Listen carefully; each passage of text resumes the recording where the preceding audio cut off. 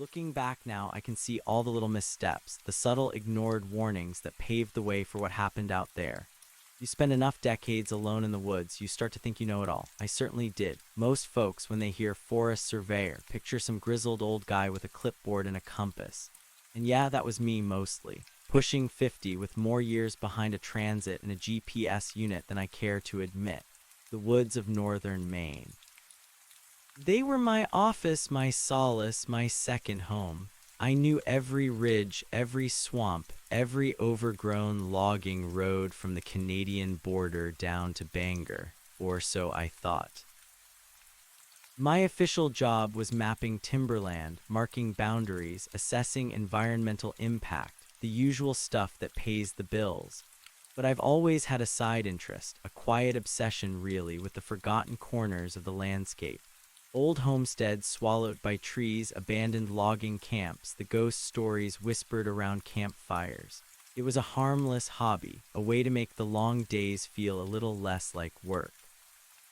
The whole thing started, innocently enough, about 15 years before the actual encounter.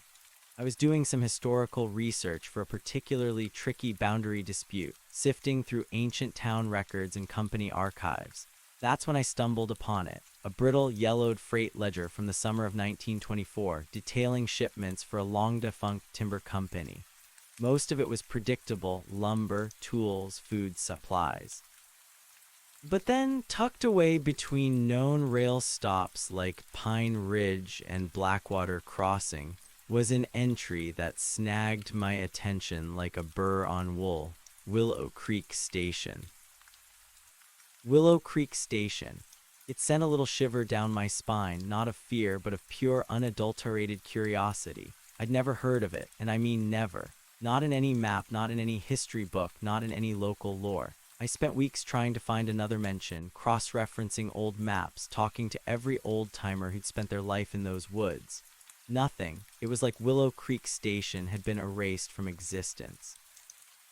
For years, that ledger entry became my personal white whale, a tantalizing mystery that I'd pull out every now and then, tracing the faded ink with my finger, wondering what made it vanish so completely. Then last fall, after a particularly brutal hurricane tore through a remote section of the Acadian forest, I got the assignment: assess the damage, map the new clearings, see what could be salvaged. It was deep country, miles from the nearest paved road, the kind of place where cell service dies a quick, painful death. Perfect. I packed my gear, checked my GPS, and left a note with my wife, Sarah, about my general area and expected return. Nothing out of the ordinary, just standard operating procedure for a solo deepwoods trip.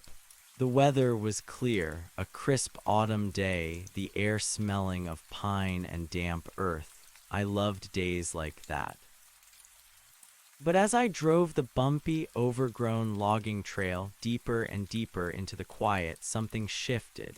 The forest, usually alive with the rustle of leaves and the chirping of birds, seemed to hold its breath.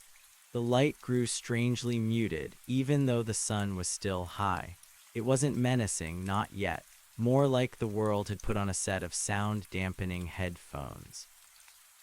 The old truck rumbled along, kicking up dust, and for a fleeting moment I actually missed the familiar cacophony of civilization. It was just a feeling, a vague sense of a pause in the natural order of things. A silence deeper than silence itself, settling over the woods like a shroud. I told myself it was just the wind, or maybe the trauma of the recent storm, but a small, unbidden prickle of unease started to crawl up my neck. The silence deepened, wrapping around the old truck like a physical thing, muffling the roar of the engine and the crunch of tires on gravel. It pressed in heavy and thick, stealing the usual symphony of the forest. No rustle of leaves, no distant caw of a crow, no buzzing insects. Even the chirping of crickets, usually a constant companion in the autumn woods, was absent. It was as if the entire forest had collectively held its breath, waiting. I gripped the steering wheel tighter, my knuckles white. My surveyor's logic tried to kick in to explain it away. Maybe the storm had traumatized the wildlife, driven them deeper into unaffected areas. Maybe the air pressure was just right to create some weird acoustic dead zone, but the rationalizations felt thin, like flimsy gauze against a growing certainty that something was profoundly off. The muted light persisted too, making the vibrant autumn colors seem dull, muted, as if seen through a dirty pane of glass. It wasn't dusk, not yet, but the shadows were long and indistinct, blurring the edges of the familiar trees. I shook my head, trying to dislodge the feeling, to remind myself I was a practical man, a man of maps and measurements. I'd spent my life in these woods, seen every kind of weather, every kind of animal, every kind of natural oddity. There was always an explanation, always. The logging trail, already rough, began to deteriorate further.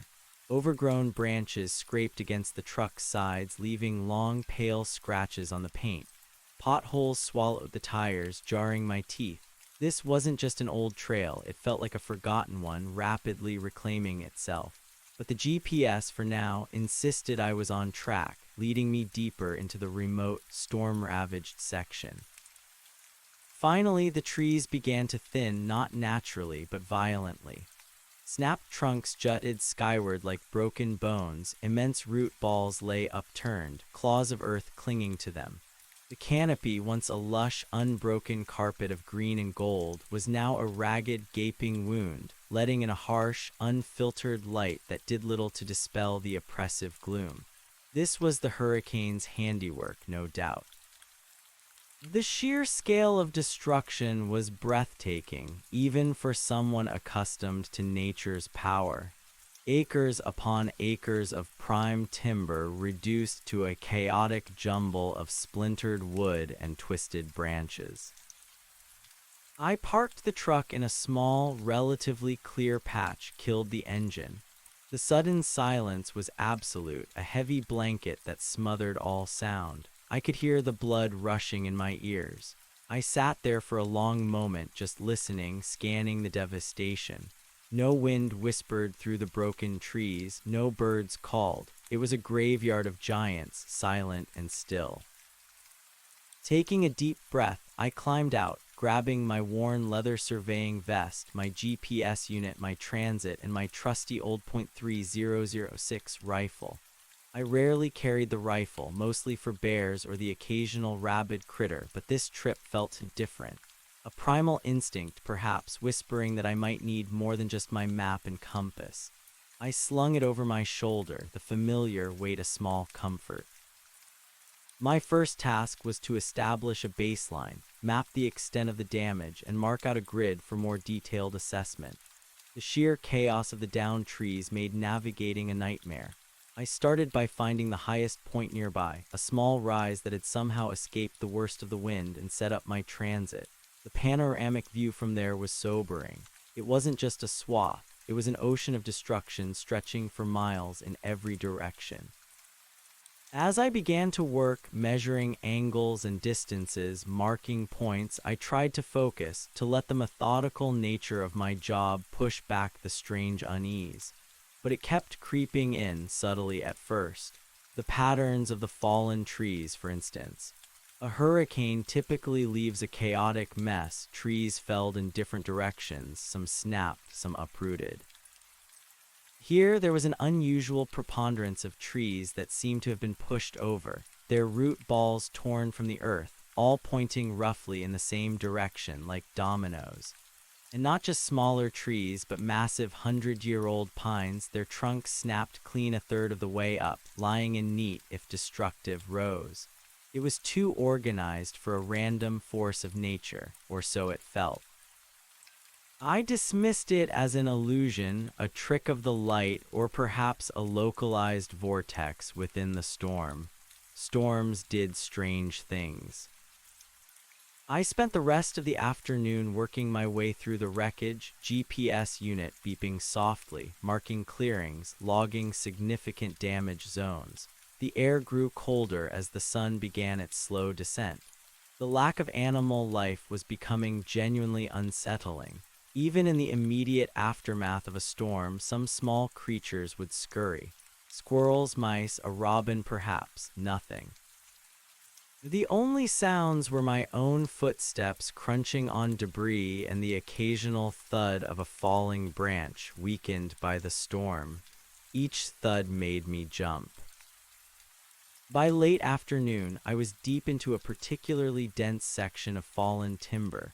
The sun was low, casting long, grotesque shadows that made the twisted trees look like monstrous, clawing hands. I paused, taking a swig from my water bottle, and checked my GPS. That's when I noticed it. The screen was flickering, the satellite signal bars dropping in and out erratically. A moment later, the display froze, then went blank. I slapped the unit, shook it. Nothing. The battery indicator had been full an hour ago. I pulled out a spare set of batteries, popped them in, still nothing. Dead, a cold knot formed in my stomach. This was bad. My old compass and paper maps were reliable, but without the GPS for precise coordinates, my work would slow to a crawl, and navigation in this unrecognizable landscape would become much harder. Just a fluke, I muttered to myself, though my voice sounded unnaturally loud in the silence. Electronic interference, old unit. I tried to convince myself, but the prickle of unease intensified, morphing into something closer to apprehension. I decided to make my way back to the truck before full dark. I'd set up camp there, try the GPS again in the morning. Maybe it just needed to reset. I started retracing my steps, following the faint trail I'd blazed. But the deeper I went into the jumbled mess, the more disoriented I became. Every landmark I thought I'd noted seemed to have vanished or changed. The landscape itself felt fluid, shifting. The light faded rapidly now, the forest plunging into a gloom that was almost instantaneous. Panic, cold and sharp, began to prick at the edges of my composure. I stopped, pulled out my compass. The needle spun wildly, then settled, pointing north. Good, I oriented myself, tried to recall the direction of the truck. Northwest. I started walking, clambering over logs, ducking under branches. But after what felt like an hour, the landscape still looked alien. I hadn't seen the truck. The compass, I realized with a jolt, was acting strangely. The needle was no longer pointing a steady north. It quivered, then slowly began to rotate, completing a full circle before settling on a new, arbitrary direction. I tapped it. It spun again. My breath hitched, my compass, my infallible guide was broken or interfered with. In this deep, remote forest, in this suddenly alien landscape, with a dead GPS and a malfunctioning compass, I was effectively blind. Night fell completely, quickly and brutally. The woods became a realm of oppressive blackness, broken only by the faint silver sliver of a crescent moon struggling to penetrate the thick canopy. I couldn't risk moving in this terrain. One wrong step and I could break an ankle or worse. I found a relatively sheltered spot beneath the massive, uprooted base of a giant pine, shielded from whatever meager wind might stir. I pulled out my headlamp, its beam a meager comfort against the overwhelming dark. Setting up a makeshift camp, I built a small fire. The crackle and warmth were a welcome relief, pushing back the cold and a sliver of the fear that was gnawing at me. I ate a cold dinner, my mind racing. I was an experienced woodsman. I wouldn't panic. I would wait for dawn, reassess. But the heavy, suffocating silence remained, broken only by the hungry roar of my fire. It felt like the forest was holding its breath around me, listening. Sometime in the middle of the night, I woke with a start. The fire had burned down to embers, but that wasn't what woke me. It was the feeling of being watched. I lay still, barely breathing, my hand instinctively reaching for the rifle leaning against a log beside me. The silence was even deeper now, if that were possible. It wasn't just an absence of sound, it was an active presence of silence, a weight in the air. My heart pounded against my ribs. I strained my ears, listening for anything, a twig snapping, a rustle, a distant hoot. Nothing, just the slow, steady thump of my own pulse. I slowly, cautiously raised my head, peering into the inky blackness beyond the faint circle of my dying fire. The shadows were impenetrable, shifting and twisting into monstrous shapes in my terrified imagination. Then I saw it, or thought I saw it, just at the very edge of my vision, at the farthest reach of the ambient light, a flicker, a movement, something tall, slender, momentarily silhouetted against the slightly less black background of the forest. It was gone almost as soon as I registered it, swallowed by the darkness. My blood ran cold. My mind screamed at me, dear, bear, just a trick of the light, but deep down I knew it wasn't an animal. It was too tall, too deliberate, too still. The way it had moved wasn't a bounding deer or a lumbering bear. It was a fluid, almost too smooth motion, like a shadow detaching itself from the deeper dark.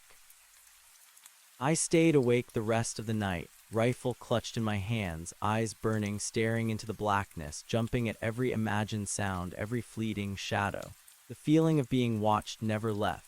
It was a cold, constant pressure on my back, a prickling sensation on my skin. When the first faint light of dawn finally seeped through the shattered canopy, painting the broken trees in spectral grays, I felt a wave of profound, exhausted relief. With the return of light, some of my rational mind reasserted itself. The fear receded, leaving behind a residue of gnawing anxiety. I packed up my meager camp, my movements stiff and weary. My first priority was to find the truck. Without it, I was stranded miles from civilization. I oriented myself again with the faulty compass, which continued to spin aimlessly. Frustration warred with a rising sense of hopelessness. This was unprecedented. My whole life, I'd relied on my knowledge of the woods, my tools, my instincts. Now everything seemed to be failing me. I started walking, trying to remember the contours of the land, the subtle slopes and dips that would lead me back to the logging trail. The destroyed landscape was a bewildering maze. I navigated by intuition, by the feel of the land under my boots, trying to find any sign of my previous passage. Hours passed. The sun climbed higher, breaking through the clouds. My water was running low and hunger gnawed at me. The truck, and with it my emergency supplies, seemed an impossible distance away. I cursed myself for not having a satellite phone, but I'd always scoffed at them. Too much technology, not enough reliance on traditional skills. Now I deeply regretted it. As I pushed through a particularly dense thicket of broken birch, I stumbled over something half buried in the leaf litter. I looked down. It was a piece of metal, oddly shaped, tarnished with age and grime. I knelt, scraping away the dirt. It looked like a section of an old rail spike, but thicker, heavier than any I'd seen for standard gauge tracks. And nearby, barely visible, was another, then another. My heart began to pound, this time not with fear, but with a jolt of pure, disbelievable recognition. Railway spikes. Here, in this deep, trackless wilderness, my mind raced back 15 years to that brittle, yellowed freight ledger, Willow Creek Station. I scrambled, eyes wide, looking for more, and there they were, scattered amidst the debris, partially buried, hinting at something hidden beneath the decades of forest growth and recent storm devastation. A faint, almost imperceptible line of raised earth, now overgrown, now broken by uprooted trees. A grade, an old railway grade. It was impossibly faint, almost completely reabsorbed by the forest, but it was there, and it was going somewhere. This was it. This was the ghost line, the phantom track that led to my white whale. A shiver, not of cold, but of profound excitement and deep, unsettling dread ran down my spine. The surveyor in me, the part that lived for discovery, was exhilarated. But the man who had spent the night alone, watched by unseen eyes, felt a growing terror. This wasn't just an abandoned line. This was the line that vanished. I abandoned my search for the truck for now. My curiosity, once a harmless hobby, had transformed into an urgent, undeniable pull. I had to know. I had to follow this thread, this impossible path, wherever it led. I began to follow the barely discernible grade, my eyes scanning the ground, searching for any further clues. The silence was still present, but now it felt different, less oppressive, more watchful, as if the forest itself was waiting to see what I would uncover. After about an hour of pushing through thick undergrowth and clambering over fallen trees, the grade became slightly more defined. The occasional gleam of rusty metal, barely distinguishable from the damp earth, confirmed my suspicion: old rails, buried and broken, but undeniably there. And then I found it, a section of track almost fully exposed, spared by some quirk of the storm. Not just any track. This wasn't standard gauge. It was narrow gauge, much narrower than typical logging railways. And the rails themselves were odd, thicker than they should be for such a narrow line, made of a dark, almost black metal that seemed to resist the usual orange patina of rust. I knelt, running my gloved hand over the cold, smooth metal. It felt ancient, impossibly old, yet oddly preserved. It wasn't wrought iron, not steel as I knew it. It had a strange, almost velvety texture despite its hardness. This wasn't just an unknown spur line, it was something else entirely.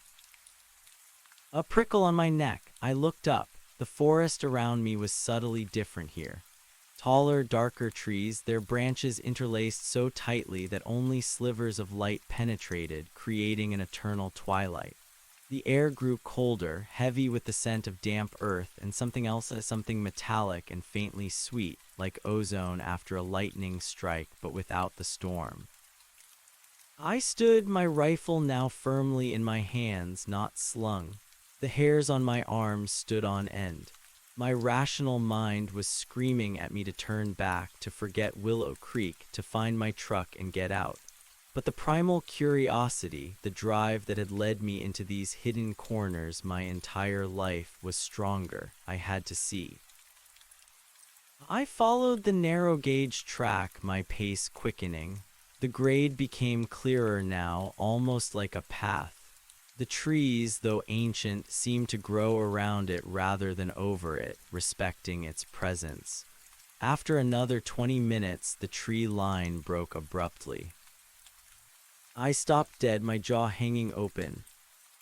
Before me lay a clearing, circular and impossibly vast, as if a colossal fist had punched a hole in the ancient forest. The storm hadn't touched this place. The trees around the perimeter were untouched, standing tall and proud, creating a perfect, unbroken wall of dark green. And in the center of the clearing, surrounded by a thick, waist-high growth of something that looked like dark, skeletal ferns, stood the ruins of a structure. It wasn't a logging station, not as I understood it. It was too large, too complex. Weather-beaten and collapsed in places, yes, but undeniably constructed with a strange, dark stone I'd never seen used in Maine before. It was almost black, absorbing light rather than reflecting it, and covered in odd, angular carvings that seemed to writhe and shift in my peripheral vision.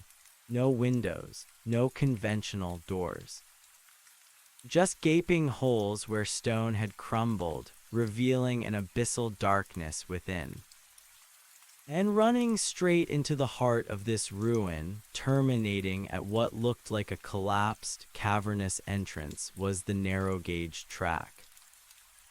This was Willow Creek Station, but it was nothing like I could have ever imagined. It wasn't a quaint, forgotten rail stop.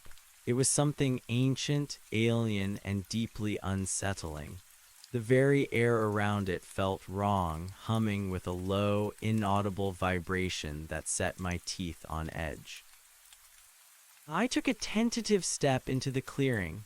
The ground beneath my boots was hard, compacted earth, not the soft duff of the forest floor. And the silence here was absolute, a void. It swallowed the crunch of my boots, the thump of my heart, the ragged sound of my own breathing. I felt utterly exposed, utterly alone.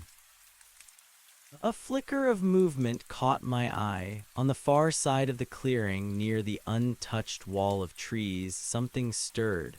I froze, rifle raised, heart hammering. My eyes strained, trying to pierce the gloom. It wasn't one of the tall, fluid shadows I'd seen last night. This was a structure, or part of one. A colossal, dark shape barely visible against the backdrop of the trees. Too regular to be natural, too massive to be anything I could comprehend. It seemed to pulse faintly, almost imperceptibly, with a deep, internal light that was quickly extinguished. I blinked, shook my head. My mind was playing tricks on me. Exhaustion, fear, the strangeness of this place, but the image remained etched in my memory. A vast, dark edifice, impossibly geometric, seeming to tear at the very fabric of the air around it. It was like looking at a piece of the night sky, fallen to earth and embedded in the forest. I forced myself to look away, back at the ruins of Willow Creek Station. The angular carvings on the dark stone seemed more distinct now, more purposeful. Not pictograms, not glyphs. They were like complex mathematical equations, but designed for a geometry I didn't understand, full of impossibly sharp angles and non-Euclidean curves. They seemed to ripple, to shift in and out of focus, playing tricks on my eyes. A low, guttural growl echoed from somewhere deep within the ruined station. It wasn't the sound of any animal I knew. It was deep, resonant, and filled with a cold, ancient hunger. It vibrated through the ground, up through my boots, chilling me to the bone. My blood turned to ice. Whatever was in there, whatever had built this place, was not gone. It was waiting. My legs, despite their exhaustion, suddenly felt capable of infinite speed. Every instinct screamed at me to run, to flee this place, to get as far away as possible. But another, darker impulse, a perverse fascination, held me rooted to the spot. I needed to see, I needed to understand. I took another hesitant step forward, rifle still raised, pointing it at the gaping maw of the ruined station. The growl came again, louder this time, accompanied by a scraping sound, as of heavy stone dragging on stone. And then a faint, rhythmic thump-thump-thump, growing steadily louder, as if something immense was slowly, deliberately making its way out of the darkness. My heart hammered so hard I thought it would burst. The air grew colder, filled with the strange, metallic sweet scent. The impossible silence of the clearing intensified, pressing down on me, making my ears ache. I knew with a certainty that chilled me to the marrow that I was no longer alone in this clearing. Something was coming for me, something that belonged to Willow Creek Station, something that had waited a very, very long time. I knew that my journey to uncover a forgotten piece of history had led me not to a quaint, abandoned logging camp, but to something else entirely.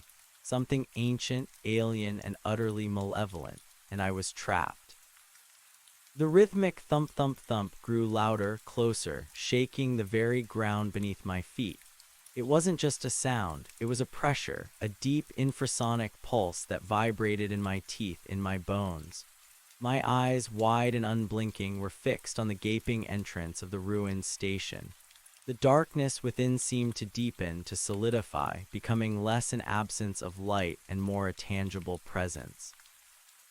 The metallic, sweet scent in the air intensified, acrid now, like burnt sugar and something else, something utterly alien and indescribably foul, sharp as ammonia yet cloying as decay. A shape began to coalesce in the black maw. Not a definite form at first, just a ripple in the overwhelming darkness, a distortion that seemed to pull at the light, absorbing it. Then a massive limb, jointed and impossibly thick, moved into view.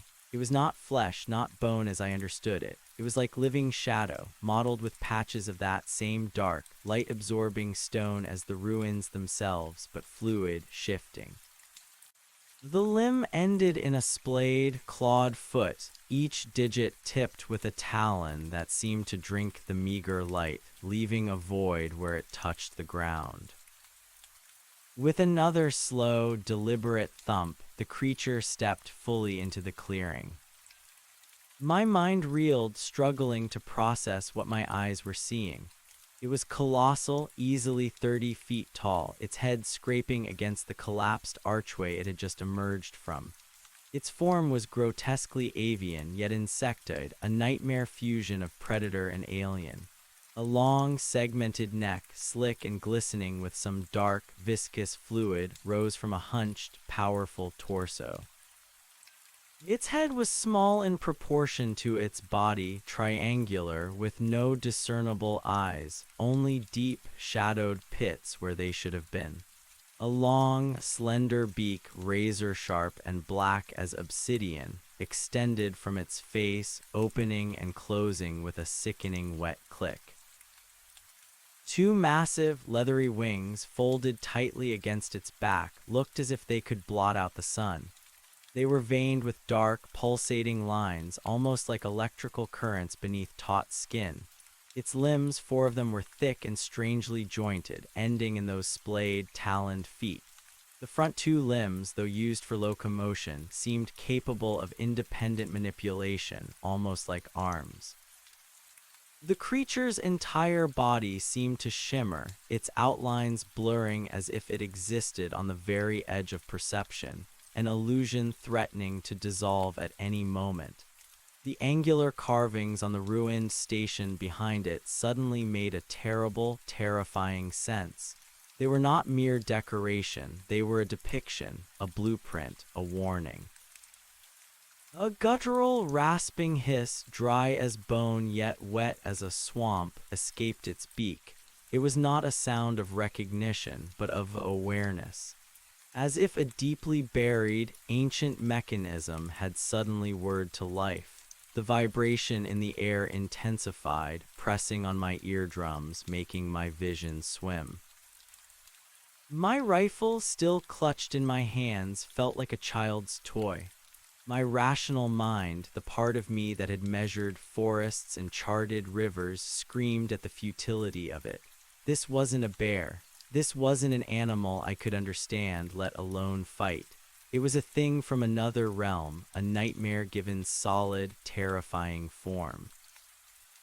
But instinct, raw and primal, asserted itself. Survival. I took a shaky breath, raising the .3006, aligning the sights on its hulking chest on the vaguely defined center of its mass.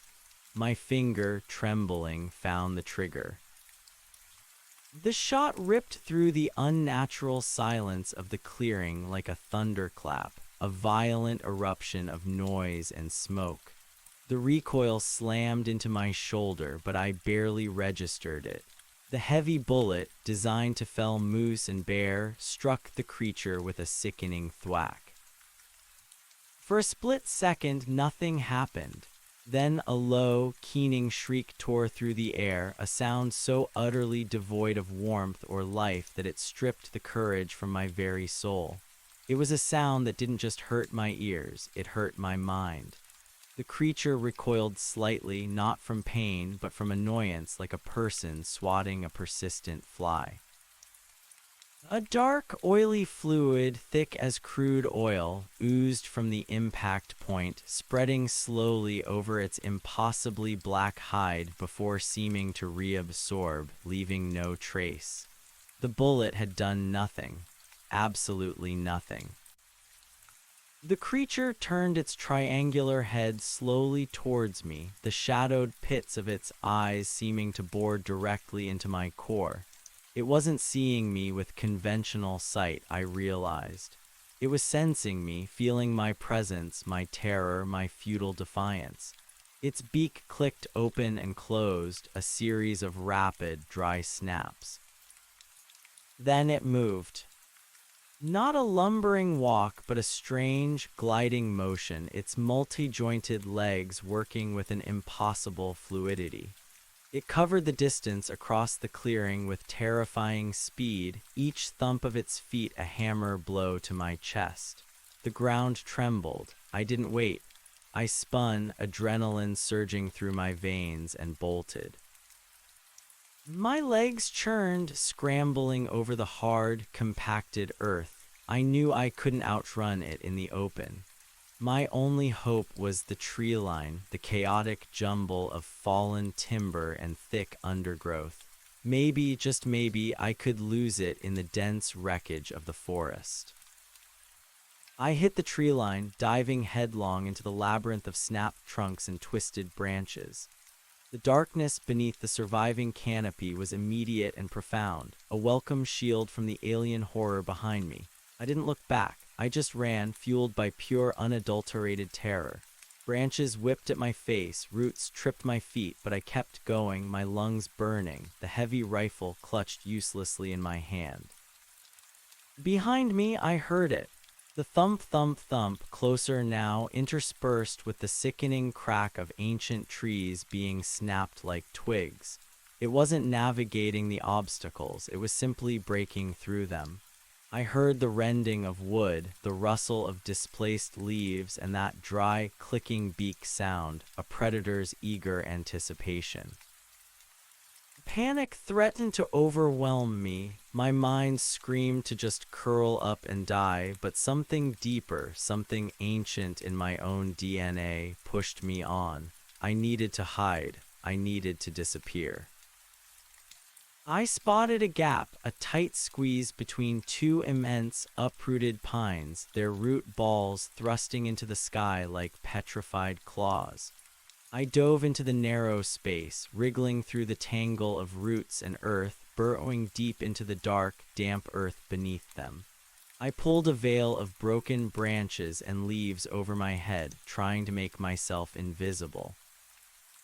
I lay there, pressed against the cold, damp earth, trying to control my ragged breathing. Every muscle in my body screamed in protest, but I forced myself to be still, to be silent. The metallic sweet odor permeated the air even here, thick and sickening. The thumping grew deafening. It was right above me. The ground vibrated violently, showering me with loose soil and decaying leaves. I heard the sickening snap of a huge branch being torn away, followed by a heavy thud. A moment later, a shaft of sickly green light pierced my hiding spot, briefly illuminating my terrified face. It was the creature's head, or a part of it. I couldn't see it directly, but the light pulsed from above, a pale, unearthly glow that seemed to emanate from the shadowed pits on its triangular head. It was searching, its unseen gaze sweeping over the wreckage. I squeezed my eyes shut, holding my breath until my vision swam. The clicking sound of its beak was directly overhead, a rapid-fire series of dry snaps, followed by a low, guttural growl that resonated through my entire body. It was sniffing the air, I realized, tasting my fear, my presence. I could feel its immense weight shifting above me, hear the scrape of its talons on the bark. It knew I was here. It just didn't know exactly where. Minutes stretched into an eternity. The green light pulsed, sweeping agonizingly close, then moving away. The clicks and growls continued, growing more frustrated, more menacing. It was a hunter, patient and relentless.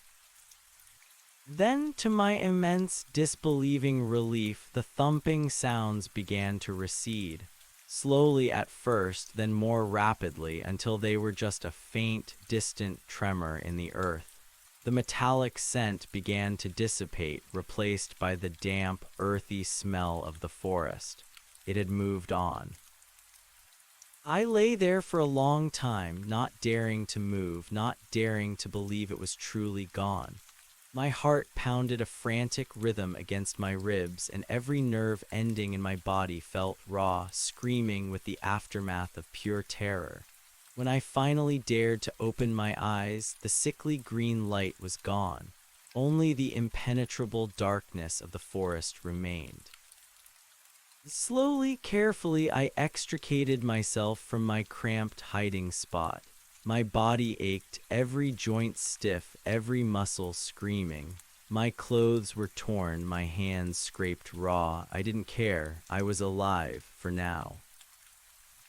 The rifle was still clutched in my hand, a useless weight. I pushed the safety back on, the metallic click sounding impossibly loud in the lingering silence. I was unarmed against that thing, completely, utterly, terrifyingly unarmed. My only thought was to get out, to run, to put as much distance as humanly possible between myself and Willow Creek Station. I had to find my truck. I had to get back to Sarah, to civilization, to a world where such things couldn't exist. I stumbled through the devastated forest, moving as quickly as my exhausted body would allow. My sense of direction was shot, but I oriented myself away from the direction the creature had gone, away from Willow Creek. I needed to find the logging trail, any logging trail that might lead me out. The compass was still useless, spinning wildly. The GPS was dead. I was back to pure instinct, relying on the sun's position on the subtle slope of the land. But the landscape itself felt hostile, the trees leaning in, the shadows conspiring to confuse. Hours blurred into a painful, desperate marathon. My water was gone. My throat was raw. Hunger gnawed at my stomach, but the thought of food was repulsive. All I could taste was the lingering fear, the metallic sweet tang of that monstrous entity. As the sun began its descent again, casting long, distorted shadows, I knew I couldn't keep going in the dark. I needed shelter. I needed to try and get some rest, however impossible that seemed.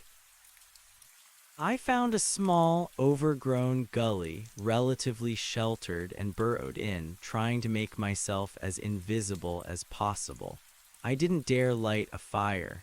The thought of its flickering light attracting the attention of that thing sent shivers down my spine. The cold was bitter, biting deep into my bones, but fear was a more potent chill. I sat there, rifle across my lap, listening. Every rustle of leaves, every creak of branches, every imagined sound sent my heart leaping into my throat. The oppressive silence was still there, a heavy blanket that muffled the normal sounds of the woods, making the few sounds that did penetrate it seem impossibly loud and menacing. I imagined I could still hear the faint, distant thump, thump, thump, or was it just my own panicked pulse echoing in my ears? Sleep was an impossible luxury. My mind raced, replaying the terrifying encounter, trying to comprehend what I had seen. It defied logic, defied biology, defied every single thing I knew about the natural world. It was an aberration, a living impossibility, and it was here in the deep woods of northern Maine. As the night wore on, a new fear began to gnaw at me. What if it wasn't just one of them? What if Willow Creek Station was a lair, a nest, a gateway for others? The sheer size and alien nature of the ruins suggested a capability far beyond what any human logging company could have built. The strange, black stone, the non-Euclidean carvings, this was not a place of this world. I spent the entire night in a state of hypervigilance, eyes strained, ears aching, battling the cold and the exhaustion. Dawn, when it finally arrived, was a weak, watery light, but it was the most beautiful sight I had ever seen. With the return of light, some semblance of my surveying logic tried to reassert itself. I needed a plan. I was lost, disoriented, and hunted by something out of a nightmare. My best bet was to try and intersect a known waterway, a river or a large stream, and follow it downstream. Sooner or later, it would lead to a road or a town, or at least a more recognizable part of the forest. I started walking again, pushing my battered body onward. I ignored the hunger, the thirst, the burning ache in my muscles. All that mattered was forward motion, away from that cursed clearing. I walked for what felt like endless hours, driven by a desperate need to escape. The forest slowly began to change, the devastation from the hurricane becoming less absolute, more sporadic. The trees were still damaged, but there were more intact sections, more signs of life. A squirrel chattered angrily at me from a branch, a robin chirped its morning song. These ordinary sounds, once taken for granted, now felt like profound comforts, proof that the world was not entirely overrun by the alien silence and its monstrous inhabitant. Late in the afternoon, my hope surged. Through a break in the trees, I saw it, a flash of glinting metal, too regular to be natural. A road, or what was left of one. My legs, despite their protests, picked up speed. I stumbled, half ran, half crawled towards it. It was an old logging trail, overgrown and barely passable, but undeniably a human-made track. My truck, I realized with a fresh wave of despair, was not here. This wasn't the trail I had driven in on, but it was a way out. I followed the trail, pushing through thick brambles and low-hanging branches. Every step felt like a victory. I was getting out. I was escaping. Then I saw something else, something that made my heart plummet back into the icy grip of fear. At the edge of the logging trail, partially hidden by an overturned root ball, was a small, crudely built lean-to. Not a permanent structure, but a temporary shelter, likely built by another surveyor, a hunter, or a trapper. It was just a few logs leaned against a tree, covered with pine boughs, but it hinted at human presence. And then I saw the tools. A rusty axe, a dented tin coffee pot, a half-empty can of beans, and a tattered, waterproof tarp folded neatly beside them. This was someone's camp, recently used. Hope, fragile and fleeting, flickered within me. Another person, another human being. Maybe they had a working radio. Maybe they had a satellite phone. Maybe they could help me. I moved closer, cautiously, my rifle still raised. The camp felt deserted, but too neat to be abandoned for long. "Hello," I croaked, my voice hoarse from thirst and disuse. "Is anyone here?" The only answer was the rustle of leaves in the wind. I edged closer, scanning the area. The air here was fresher, free of the metallic scent, but the oppressive silence still lingered, a phantom presence in my mind. I stepped into the small camp. The tarp I saw now was indeed neatly folded. The axe head glinted in the muted light. Everything was in order, too much in order. There was no scattered debris, no signs of a hasty departure, no remnants of a struggle. It was as if the occupant had simply vanished. Then my eyes fell upon something lying half buried in the leaf litter at the base of the lean-to. It was a notebook, a small, spiral-bound field journal, its cover water-stained and warped. I knelt, my hands trembling, and picked it up. The first few pages contained mundane notes about timber stands, soil types, and GPS coordinates. Typical surveyor's work. I flipped further. The handwriting became more frantic, more jagged. August 17th, Signal loss again. Damn GPS dead. Compass wonky. This section of the woods off. So quiet, too quiet. My blood ran cold. He had experienced the same things. August 18th, heard it last night. A low growl, something big, not a bear, too deep. Felt it in my bones, staying by the fire tonight. August 19th, saw it. A shadow, tall and thin, just at the edge of the light. Gone before I could get a clear look. Not human, felt like it was watching. Can't shake the feeling. August 20th, lost, completely lost, can't find the grade, can't find anything, trees seem to shift, the silence is crushing. This place, it's a maze, not natural, something wrong here. August 21st, found tracks, huge, not animal, clawed, 3 toes, leading north towards the storm damage, towards the impossible clearing. I have to know, curiosity is a curse or a blessing. Maybe it's a new species. Maybe I can document it. A cold dread seeped into my bones. This was another surveyor. He had followed the same path. He had seen the same things. He had dismissed the warnings just like I had, and he had gone towards the clearing, towards Willow Creek Station. I flipped to the last page, my heart hammering against my ribs. The writing was barely legible, a frantic scrawl that barely held to the lines. August 22nd, Willow Creek, my God, not a station, not human, the tracks led right to it. The ruins, the stone, it's alive, and it's not alone. It came out, so much bigger than I thought. It saw me, it knows, it followed. The next lines were smudged, smeared as if the writer's hand had been shaking violently, or perhaps with a dark, sticky substance. It's here, I can hear it, the thumping, the clicks, hiding, it's searching, it's smarter than an animal, it's playing with me, it wants me to run, wants to hunt.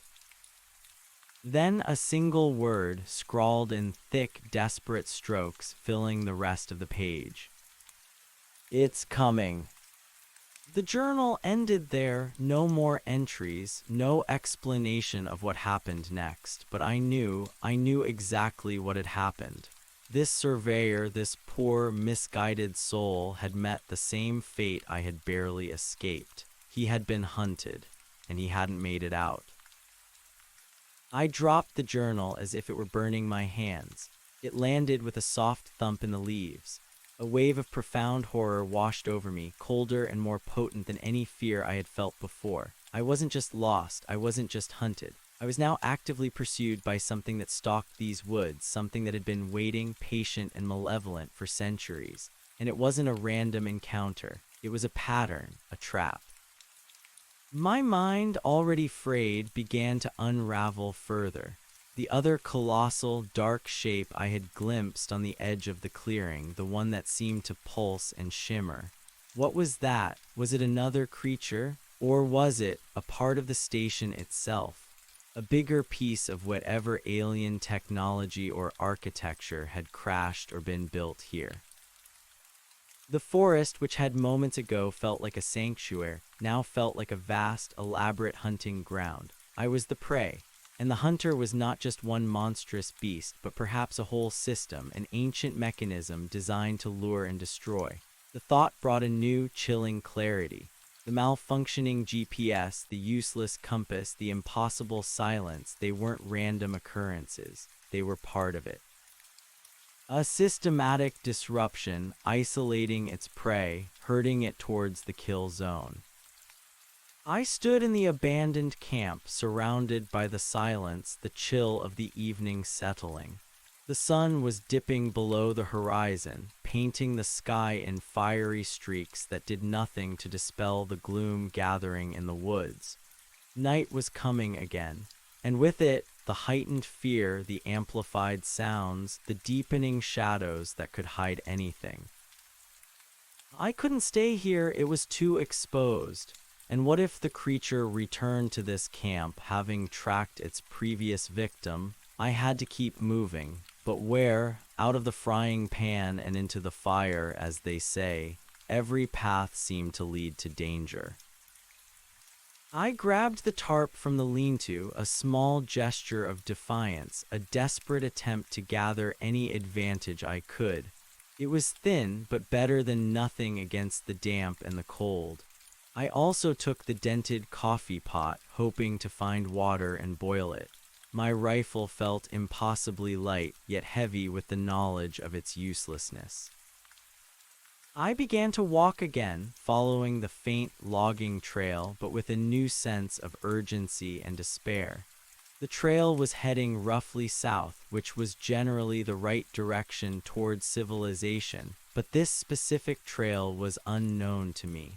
I had to rely on hope and the desperate prayer that it wasn't leading me deeper into the trap. As darkness fell, the sounds of the forest once again began to fade, replaced by that pervasive, active silence.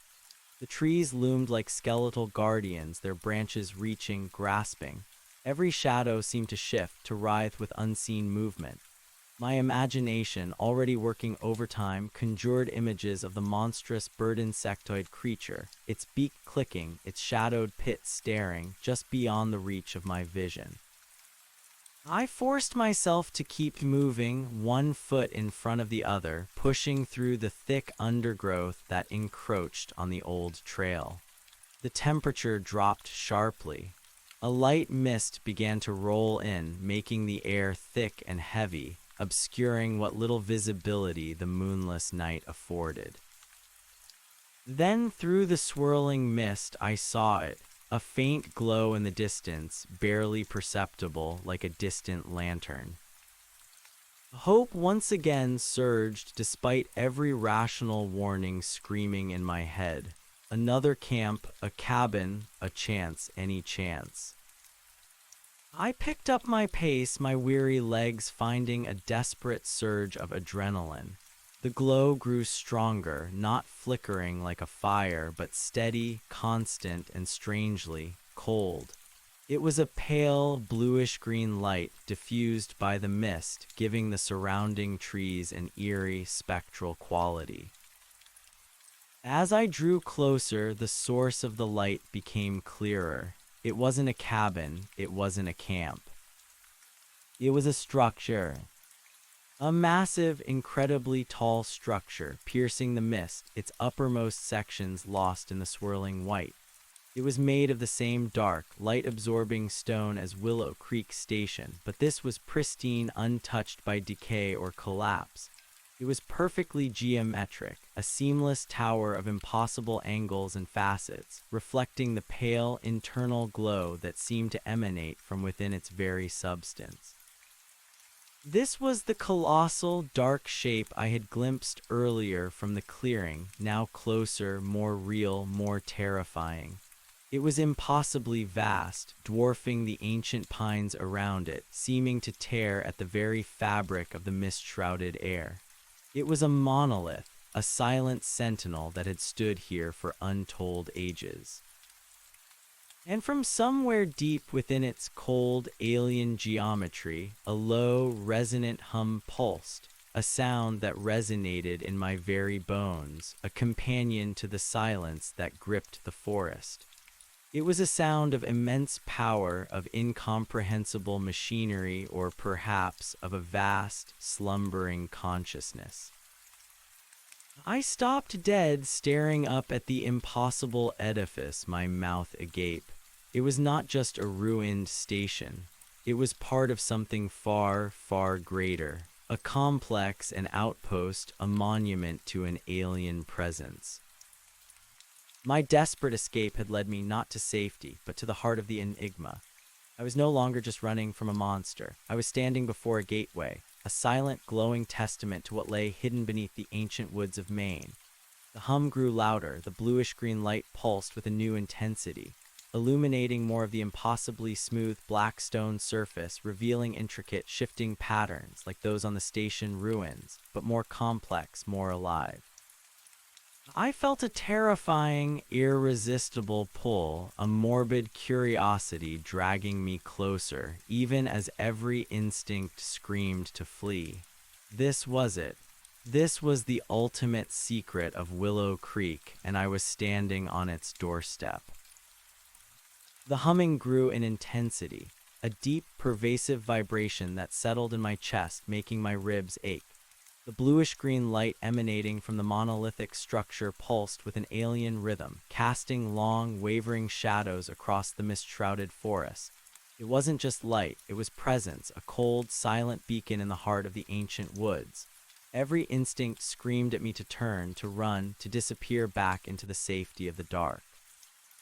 But the morbid curiosity, the surveyor's drive for answers, had me transfixed, pulling me forward with an invisible, irresistible leash. My feet, as if no longer under my own command, began to move, one step then another, drawing me closer to the impossibly smooth, obsidian-like surface of the monolith. The ground beneath my boots felt strangely resonant, vibrating in tune with the deep hum. The air grew colder, charged with that same metallic, ozone-like scent, sharp yet cloying. As I approached, details began to resolve themselves through the swirling mist and the strange light. The monolith was not just a single, seamless tower.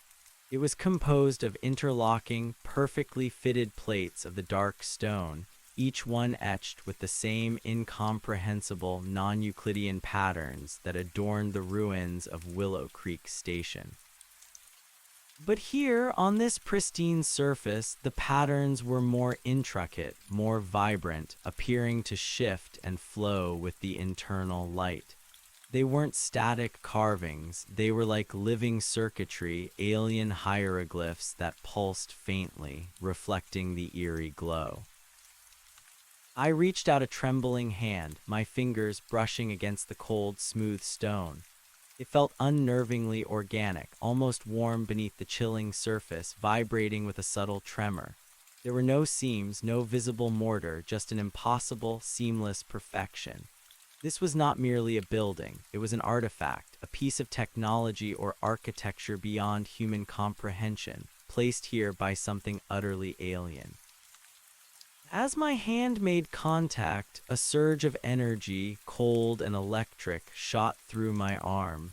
My vision blurred, and for a terrifying second, the pulsating patterns on the stone seemed to leap out at me, twisting into new, impossible geometries. Images flashed through my mind, fragmented and chaotic. Vast, starless skies, swirling nebulae of impossible colors, monstrous winged shapes soaring through cosmic voids, and then a sudden, violent descent, a fiery plummet through an atmosphere, culminating in a devastating impact that tore a hole in the fabric of the ancient forest. I snatched my hand back, gasping, my heart hammering against my ribs. My head throbbed, a searing pain behind my eyes. The visions were gone, leaving only a residual echo of profound cosmic terror. It was a projection, a memory, a recording embedded within the stone itself. It was telling me a story, one of unimaginable antiquity and alien origin. This monolith was not built on Earth, it fell here. My mind, already stretched to its breaking point, struggled to contain this new, horrifying truth. Willow Creek Station wasn't just an abandoned outpost. It was the site of an ancient crash, a landing, a point of contact between worlds. And the creature, the thing I had barely escaped, it was a survivor, a guardian, perhaps even the pilot of whatever vessel had brought this impossible complex to Maine. The humming from the monolith intensified, its cadence shifting, becoming more complex, like a chorus of deep, resonant voices.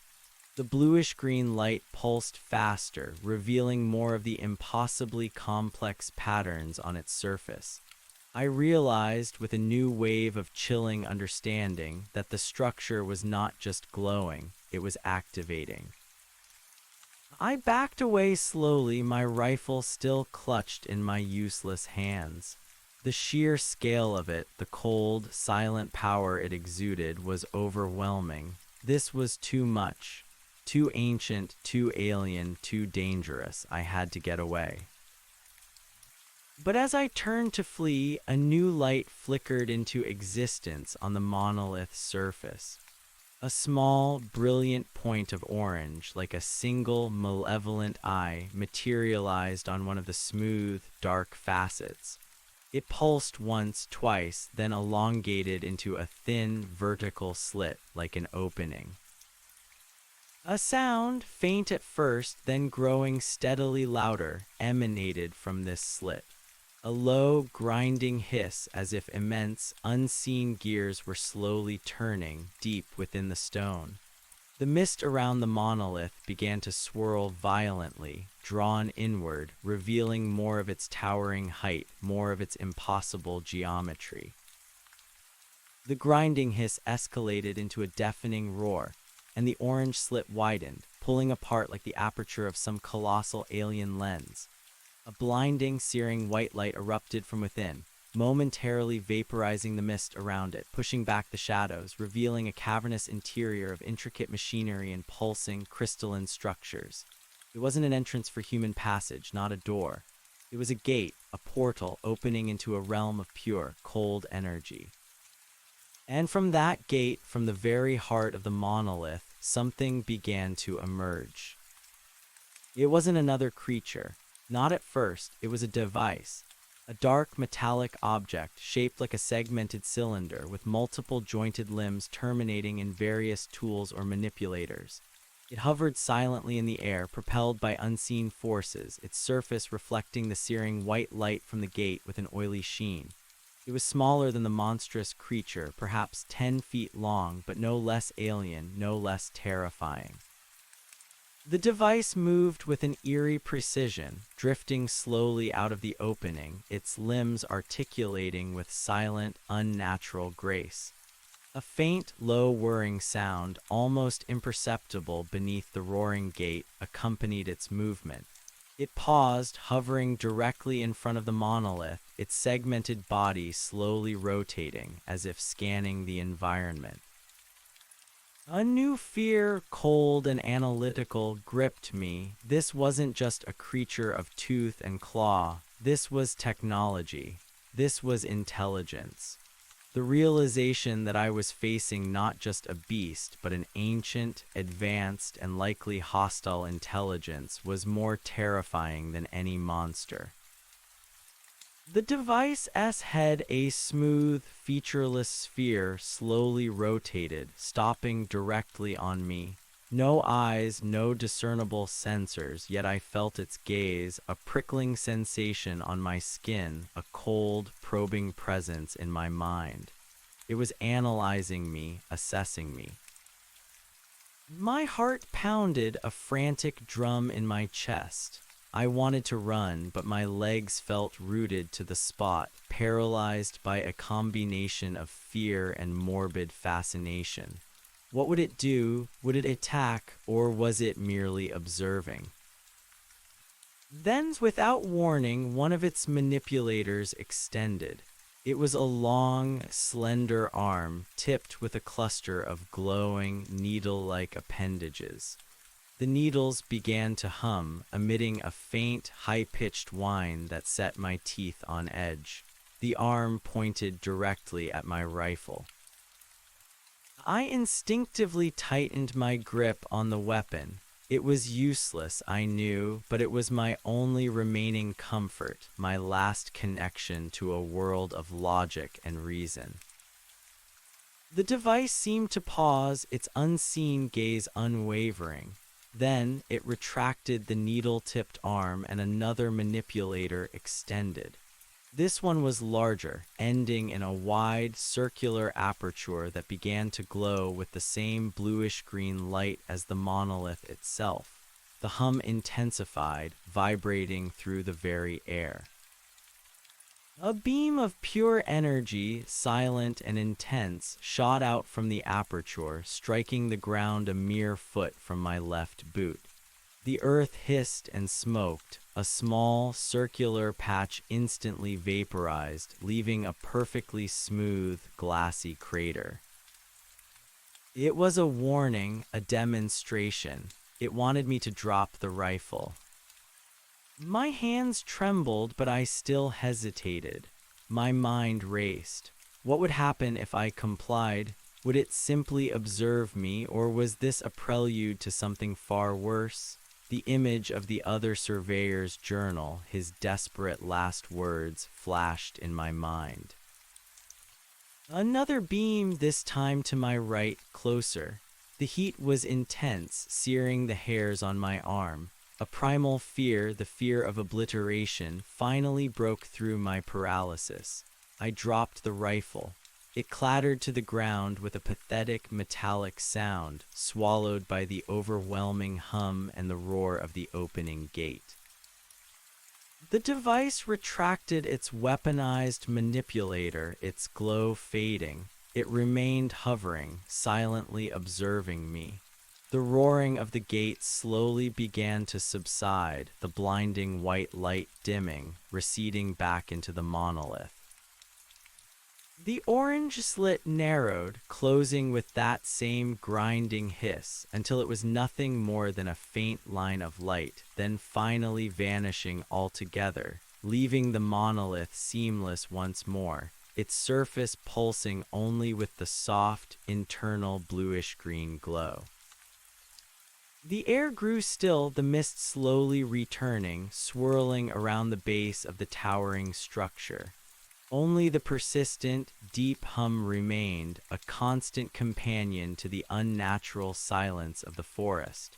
I stood there, disarmed, utterly vulnerable, facing a silent, mechanical sentinel from another world.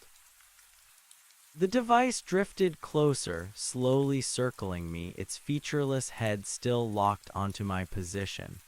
I could feel its cold, probing presence sifting through my thoughts, analyzing my fear, my exhaustion, my very being.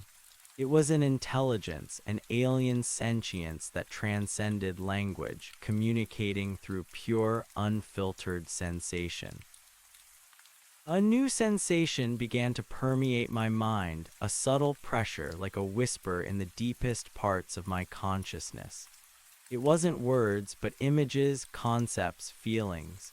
Images of vast, ancient civilizations, of colossal vessels traversing unimaginable distances, of a universe teeming with life, yet terrifyingly empty in its scale. Then images of a catastrophic event, a cataclysm that ripped through space, scattering these vessels like dust, forcing one particular craft to plummet towards a verdant, unsuspecting world. Earth. It was showing me its history, or their history, the story of the crash, the desperate efforts to establish a foothold to survive in a hostile, alien environment. The Willow Creek station wasn't a station, it was the crashed vessel, partially salvaged and fortified. The narrow-gauge track wasn't a railway, it was an internal transport system, or perhaps a means to connect to the larger, central power source, this monolith. The visions intensified, becoming more vivid, more harrowing. I saw the struggles against the indigenous life of this planet, the initial clashes, the slow, agonizing process of adaptation. And then a shift, not a surrender, but a transformation.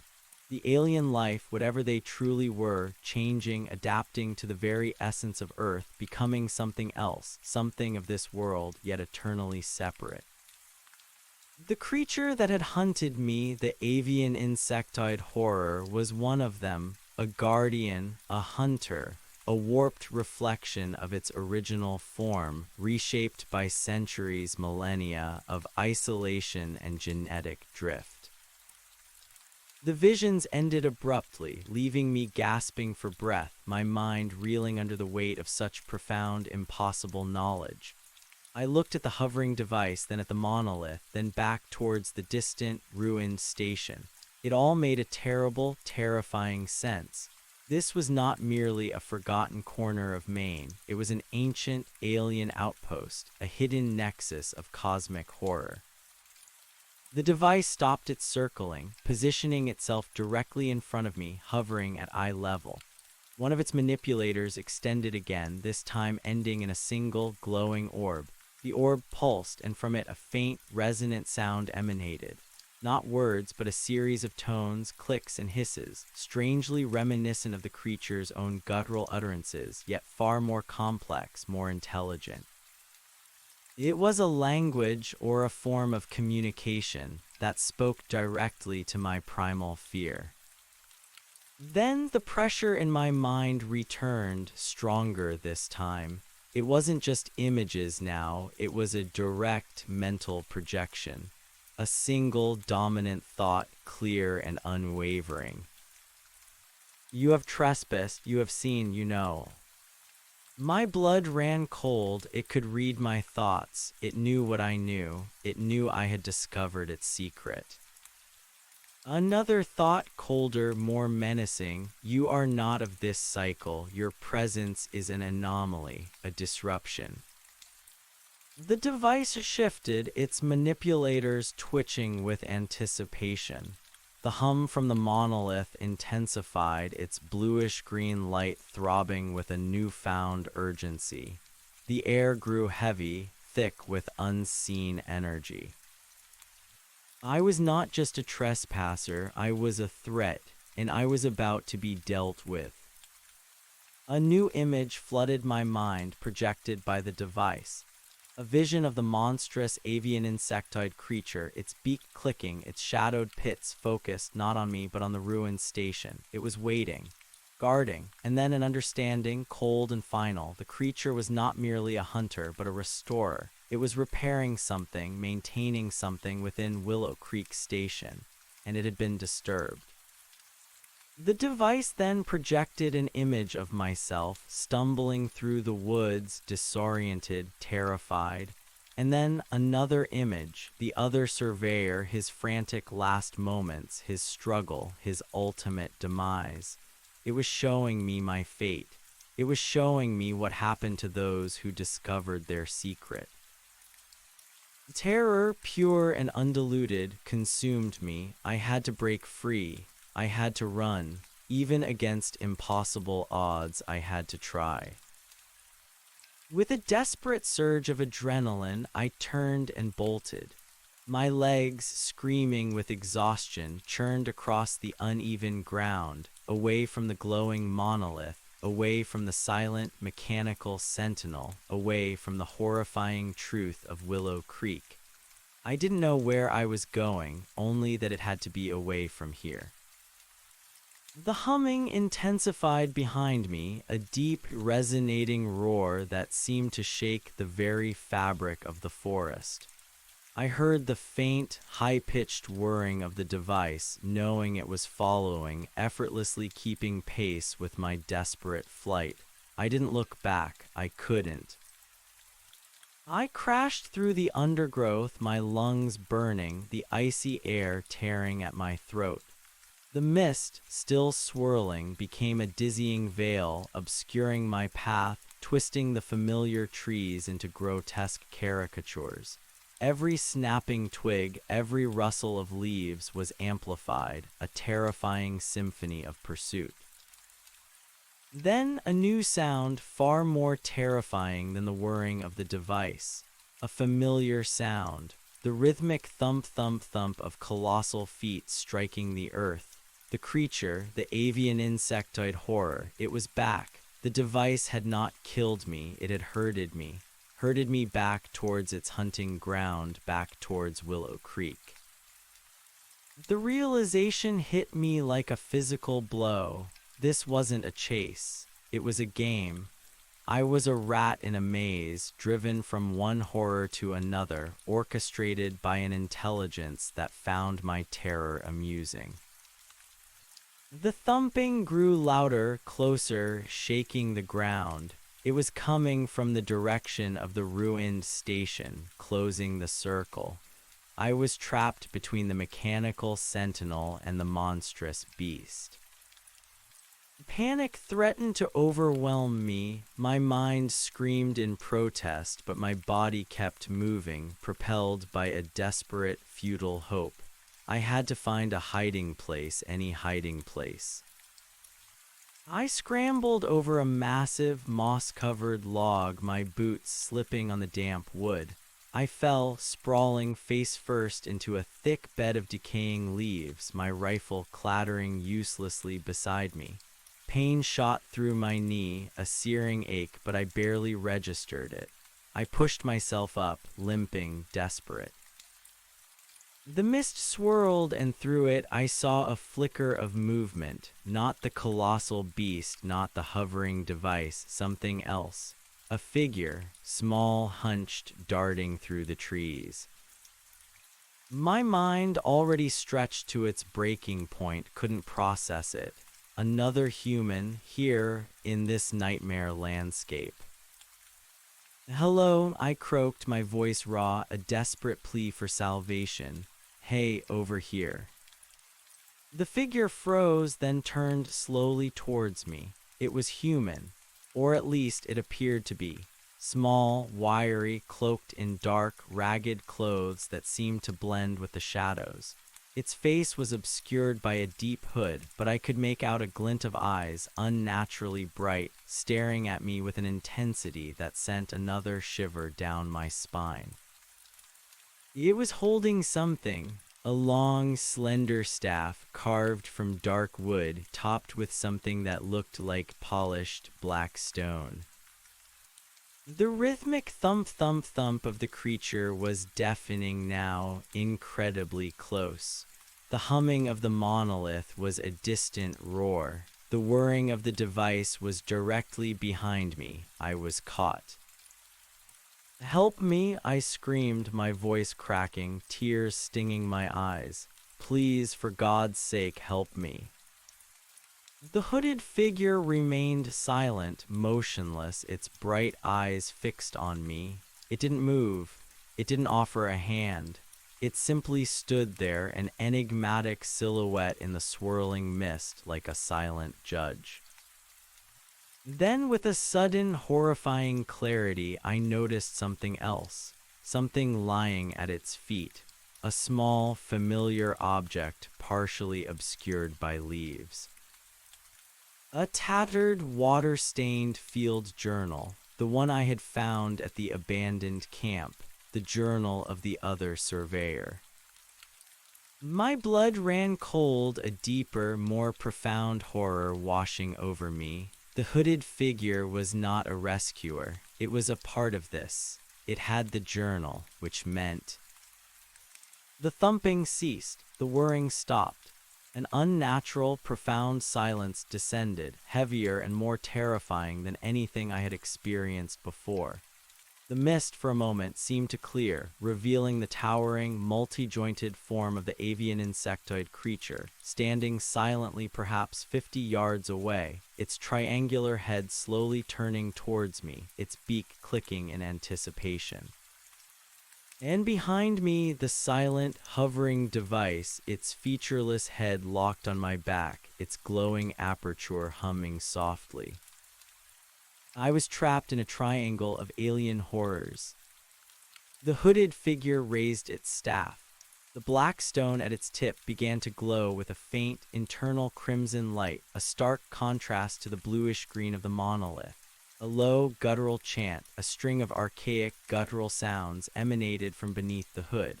It was a language, I realized, not of this world, not of this time. It was the same ancient, alien tongue that the monolith had whispered into my mind. As the figure chanted, the crimson light from the staff intensified, casting eerie, shifting patterns on the mist. The avian insectoid creature twitched, a low growl rumbling in its chest. The hovering device seemed to freeze, its whirring momentarily silenced. The chanting grew louder, more forceful, the guttural sounds resonating with an unseen power. It was not a plea, not a prayer. It was a command, a declaration. And then the creature moved, not towards me, but towards the hooded figure. It took a hesitant step, then another, its massive body seeming to shrink under the weight of the chant. Its clicking beak stopped, its movements becoming uncertain, almost submissive. The hovering device, too, began to recede, slowly backing away, its whirring a hesitant, almost fearful sound. It disappeared into the mist, moving back towards the glowing monolith as if pulled by an invisible string.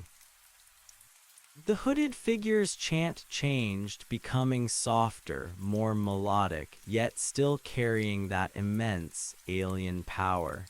The crimson glow from the staff pulsed with a gentle rhythm, enveloping the retreating creature. The avian insectoid beast stopped its approach. It lowered its triangular head, its leathery wings drooping. It let out a low, mournful sigh, a sound of profound submission. Then slowly, deliberately, it turned and lumbered away back towards the direction of the ruined Willow Creek station, its massive form disappearing into the mist, its rhythmic thump-thump-thump fading into the profound silence. I stood there utterly bewildered, my mind struggling to process what I had just witnessed. The hooded figure, a human-like entity, had commanded these alien horrors. It had driven them away. It had control. The figure lowered its staff.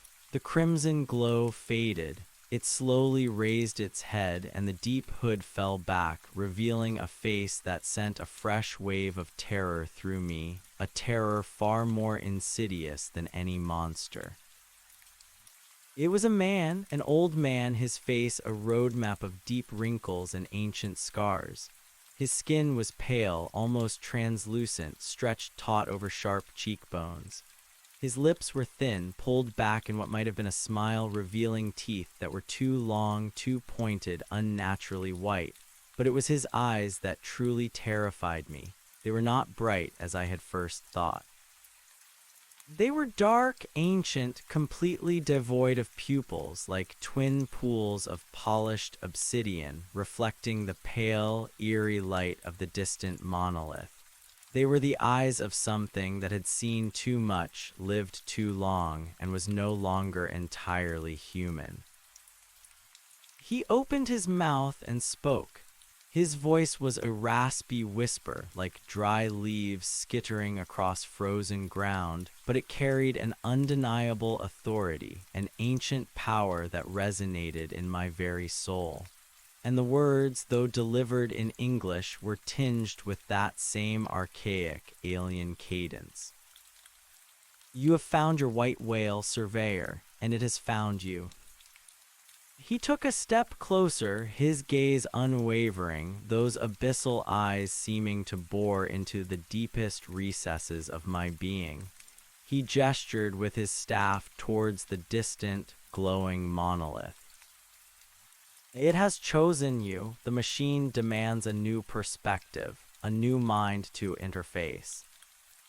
My mind raced, trying to grasp the meaning behind his terrifying words. Chosen, interface, what was he talking about? He seemed to read my thoughts, a faint, dry chuckle escaping his lips. "Do not fear the hunter, Surveyor. It is merely a projection, a manifestation of the old ways. The machine, it offers a different path." He gestured towards the abandoned journal at his feet.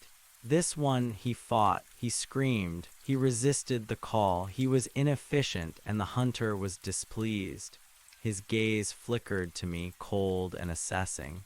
"You, however, you were merely curious, merely fascinated, a much more pliable subject." A pliable subject, the words sent a fresh wave of ice through my veins. This wasn't a rescue. This was a deeper, more insidious trap. This man, this ancient, inhuman entity, was the true orchestrator. He was the one who controlled the nightmare. Who are you?" I managed to stammer, my voice barely a whisper. He tilted his head, his obsidian eyes gleaming in the mist. I am the caretaker, the shepherd, the guardian of the threshold. I have been here since the first descent, long before your kind scratched a name into this soil. He paused, his gaze sweeping over the devastated forest, then back to me. And now you are here. The cycle turns. The machine hungers for knowledge, and you are the offering.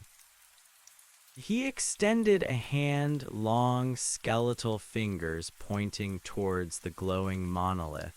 Come, the threshold awaits. Your journey has only just begun. My mind screamed, every fiber of my being recoiled. This was the true horror, not the monster, but the architect of the nightmare. The ancient, watchful intelligence that had patiently waited, lured, and collected its victims for millennia. I took a step back, then another, my injured knee protesting with a sharp stab of pain. I didn't know what lay inside that glowing monolith, what it meant to interface, but the sheer, ancient malevolence emanating from this guardian, this shepherd, was far more terrifying than any creature. He simply watched me, his expression unreadable, those black, pupilless eyes boring into me, seeing every flicker of fear, every desperate thought. He made no move to stop me, no sudden lunge. He simply waited patiently, confidently, knowing that my options were dwindling, that the forest was a cage, and that the only true escape was an illusion.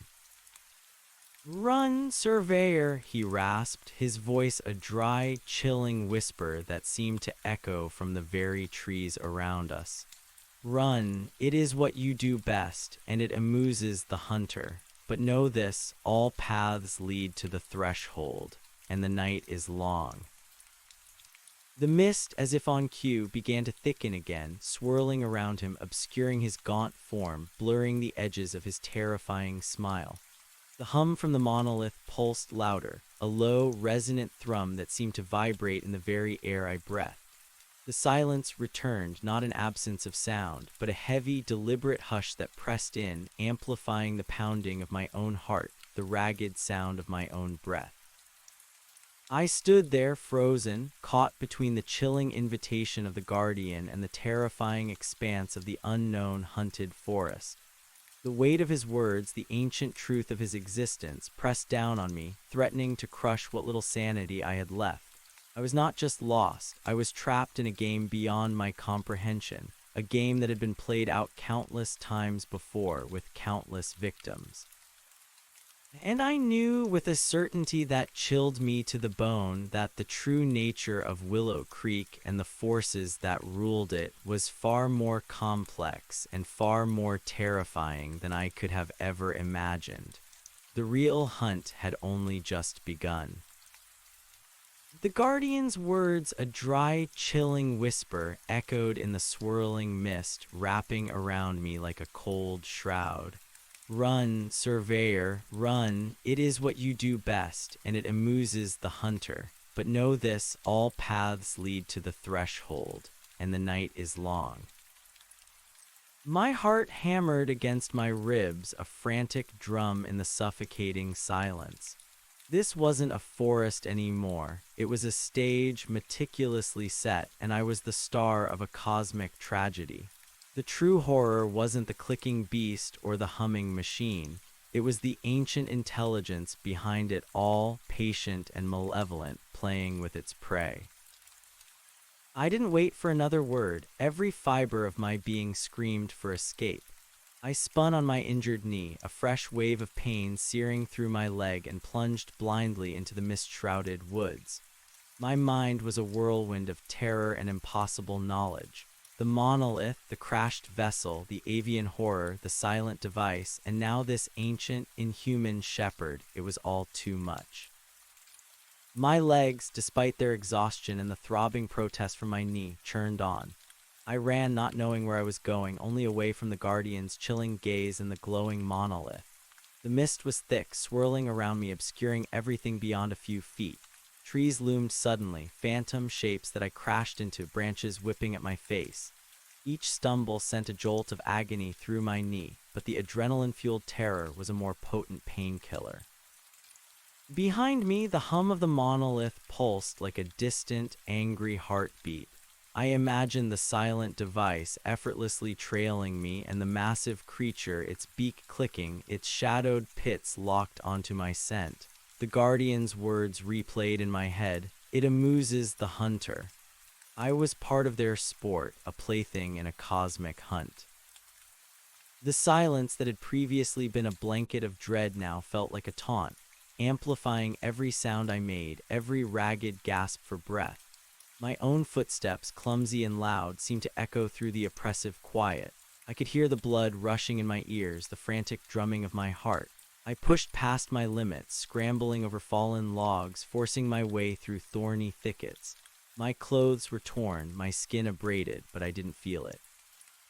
There was only the desperate, primal urge to escape. After what felt like an eternity, the humming of the monolith began to fade slowly, gradually, as if I was finally putting some distance between myself and the heart of the alien complex. The mist, too, seemed to thin in places, offering fleeting glimpses of the dense, ancient forest around me. Hope, fragile and desperate, sparked within me. Maybe I could still get away. Maybe I could lose them.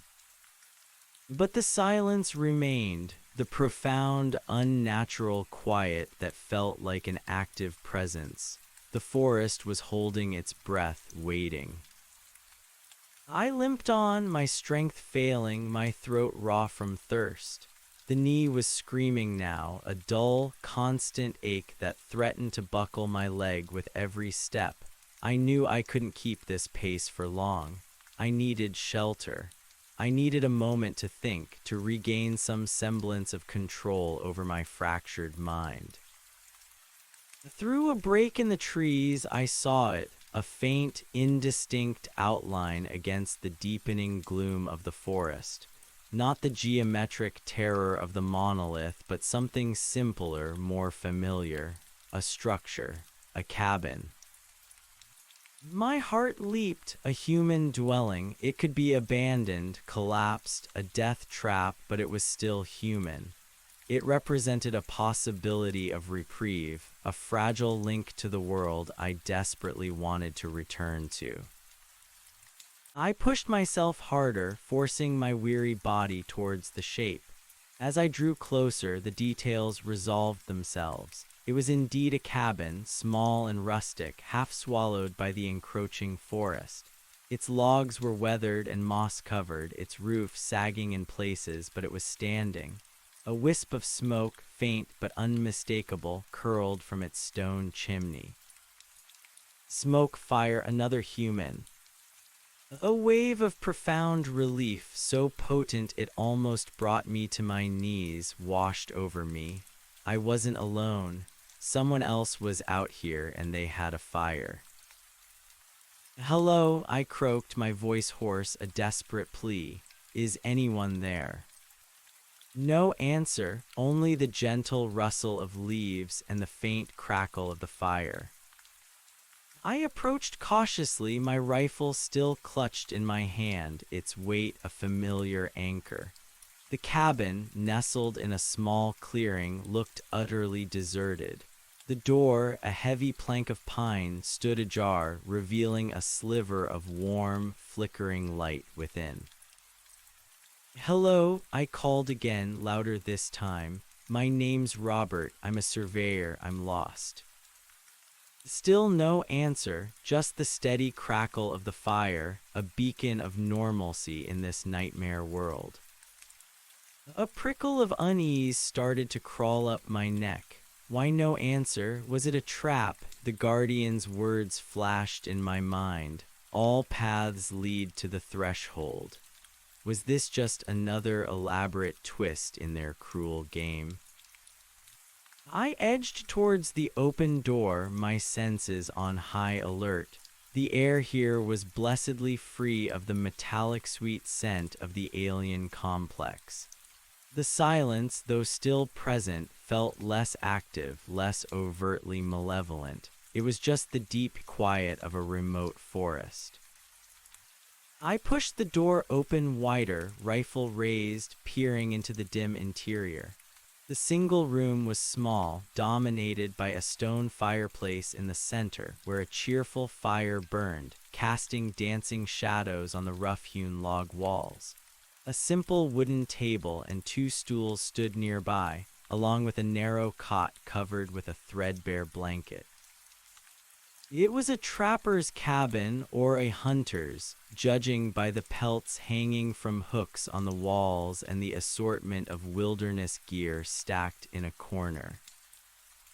But it was empty, utterly disturbingly empty.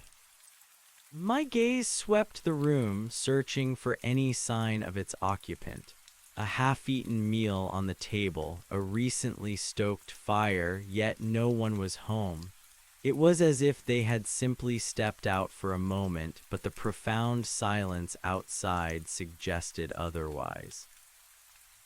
My eyes fell upon the table. Beside a tin plate and an empty coffee mug lay a large, leather-bound book. Not a journal, but something older, heavier. Its cover was worn smooth with age, and its pages, thick and yellowed, were filled with handwritten script.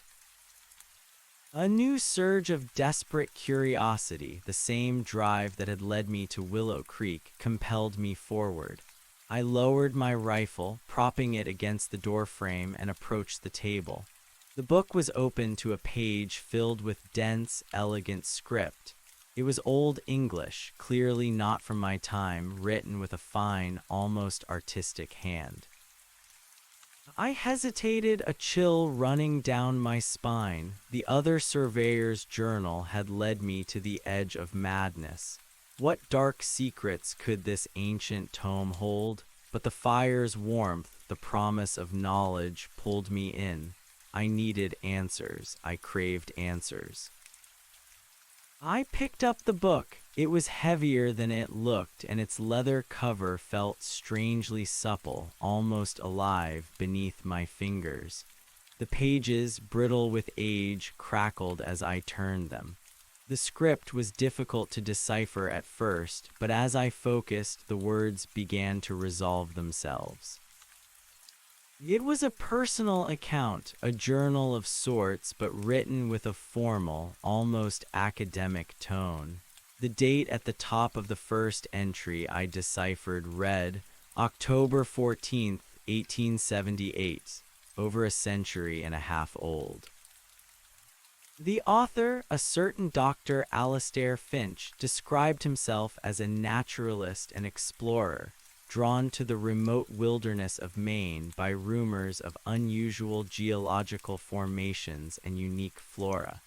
His early entries were mundane, detailing his observations of local wildlife, plant species, and the challenges of wilderness survival.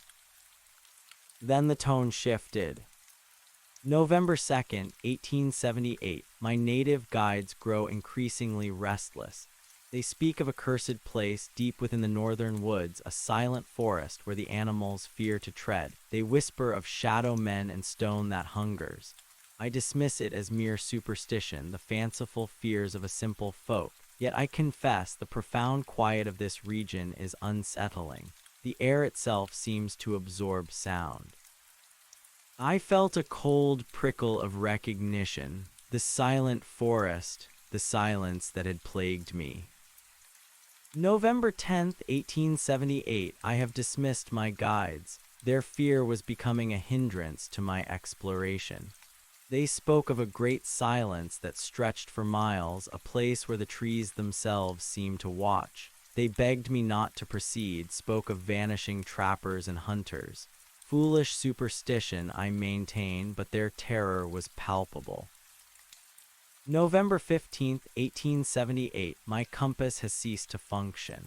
The needle spins aimlessly, a useless trinket. My instruments, too, suffer strange malfunctions. My barometer reads erratic pressures. My thermometer gives impossible readings. It is as if the very laws of physics are bent in this peculiar region. I must rely on celestial navigation, crude though it is through the dense canopy.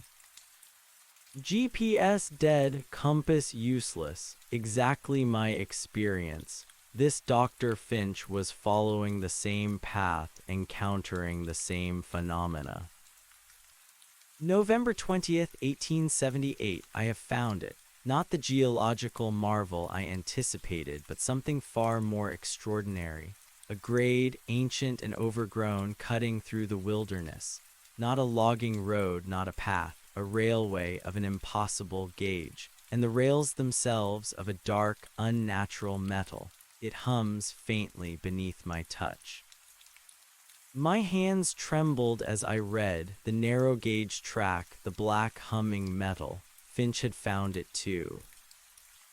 November 25th, 1878. The track led me to a clearing, circular, unnaturally so, as if gouged from the forest by some colossal force. And in its center the ruins, not of a human dwelling, but of something vast, ancient, constructed of a stone I have never witnessed. It absorbs light, and its carvings, they defy geometry. This is not of earth, I am certain of it. Willow Creek Station. He had found Willow Creek. November 28th, 1878. I have ventured closer to the ruin. The air is thick with a strange, metallic scent, like ozone and something else, something indescribably foul. The stone patterns shift, they writhe as if alive, and from within a sound. A low growl, deep and resonant. I believe something yet dwells within that alien structure. The creature, the monster. My blood ran cold, fear mixing with a profound sense of shared horror across the centuries. December 1st, 1878. I saw it. It emerged from the ruin, colossal, a nightmare-given form, avian yet insectoid, black as sin with taloned feet and a clicking beak. It moved with unnatural speed, my rifle useless. The beast barely registered the shot. I fled. I ran as I have never run before. It is not an animal. It is a guardian, a hunter, and it knew I was there. He had seen it, he had shot it, and it had done nothing, just like me. Dr. Finch was a reflection of my own terrifying journey. December 5th, 1878. I have retreated to my cabin. The silence follows me. I feel its eyes upon me even here. My mind struggles to reconcile what I have witnessed with the natural laws of this world. This entity, these structures, they are from beyond. They are alien, and they are ancient. December 8th, 1878. I believe there is more. I glimpsed another structure from the clearing's edge. A monolith, colossal and dark, shrouded in mist, pulsing with a faint, unearthly light. It feels like the heart of it all. The source. I must investigate. My scientific curiosity, though warring with a profound terror, compels me onward. What secrets does it hold? What knowledge lies within? I fear it may be too great for human comprehension. December 10th, 1878. I approached the monolith. Its stone, it is alive. It showed me things, visions, a history, a crash, a descent from the stars. This forest, it is a tomb, a prison, a fortress for something unspeakably old. And the creature, it is but a manifestation, a hunter, a tool. His words sent a fresh shiver down my spine. The visions, the knowledge. Finch had experienced the same mental projection. He had seen the truth. December 12th, 1878. I encountered it, the caretaker, the guardian of the threshold. He appeared from the mist, an ancient man, his eyes like polished obsidian. He spoke in a whisper, but his words carried the weight of ages. He told me I was chosen to interface with the machine, chosen to provide a new perspective. He said I was pliable. He spoke of cycles, of offerings. My blood ran cold. The old man, the guardian, Dr. Finch had met him too. He knew his chilling words. He knew the true nature of this insidious trap. December 15th, 1878. I resisted. I fled. I will not be an offering. I am a man of science, not a sacrificial lamb. He allowed me to run, telling me it amuses the hunter. The beast is a projection, he said, a manifestation. The machine, it demands a new mind. The monolith is the heart, the threshold. He tried to herd me back towards it. December 17th, 1878, I have found a place of temporary safety. This small cabin, but the silence it follows, I have begun to understand. The forest itself is a weapon. The disruptions, the lost bearings, the profound quiet, it is all designed to disorient, to isolate, to hurt its prey. And the prey is human curiosity. I looked up from the journal, my eyes sweeping around the deserted cabin. Finch had been here. He had hidden here just like me. He had found this same fleeting sanctuary. December 18th, 1878, I have studied what fragments of the alien language I can recall from the visions. It is a complex series of tones and vibrations. The guardian spoke in English, but his true voice, it is the same as the machine. I believe I have deciphered a phrase, a warning, a command. Yahantiechle Cthulhu FH I stumbled over the strange, guttural words in my mind. They felt alien, ancient, twisted. December 19th, 1878, I have made a discovery. The creature, it reacts to specific sound frequencies, not with pain, but with reluctance. A deep-seated instinctual response to a certain vibration, a command embedded in its very being. The guardian uses this. He used it to drive the beast away from me. He used a specific chant. I have tried to replicate it to understand its essence. My heart pounded with a renewed, desperate hope, a weakness, a way to fight back. December 20th, 1878, I believe I have it. A series of deep, resonant guttural tones held for precise durations, followed by sharp, clicking sounds. It is not human music. It is a language of command, of ancient pacts. It causes the beast to recoil, to withdraw, but it is only temporary. It buys time. December 21st, 1878, I have constructed a device, crude but effective. A resonating chamber fashioned from local wood combined with specific mineral elements I discovered near the threshold. When struck with a certain frequency, it amplifies these guttural tones, projecting them with greater force. It is a desperate measure, a last resort, but if I am to escape, I must have a means to repel the hunter. I looked around the cabin, my eyes scanning for any unusual objects. And there it was, tucked away beneath the cot, a strange wooden device.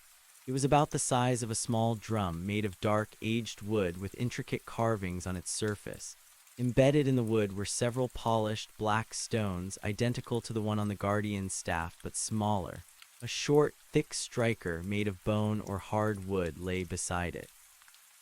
Finch's device, a weapon or at least a tool against the creature. December 22nd, 1878, I am making preparations to leave. I cannot stay here. The machine knows I am here. The caretaker knows. They are patient, but their patience is not endless. My plan is simple. Use the device to repel the hunter and attempt to follow the old logging trail that I stumbled upon some days ago. It leads generally south, towards the river, towards escape. He had found the same logging trail I had found, the same trail that led me to this cabin. December 23rd, 1878, a new fear grips me. The caretaker. He is not merely a guardian, he is something else. He moves with a strange grace and impossible speed. He is not bound by the same limitations. I believe he is waiting, orchestrating, perhaps even luring. December 24th, 1878, I heard it again last night. Not the creature's thump, but a faint, rhythmic humming, coming from the direction of the monolith.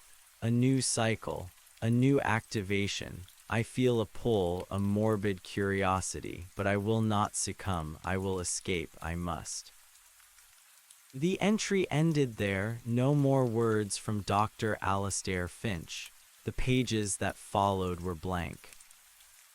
I closed the journal, my hands trembling. Finch had been here, had learned the truth, had even found a way to repel the monster. He had planned his escape. He had found this cabin, found this trail, but he hadn't made it.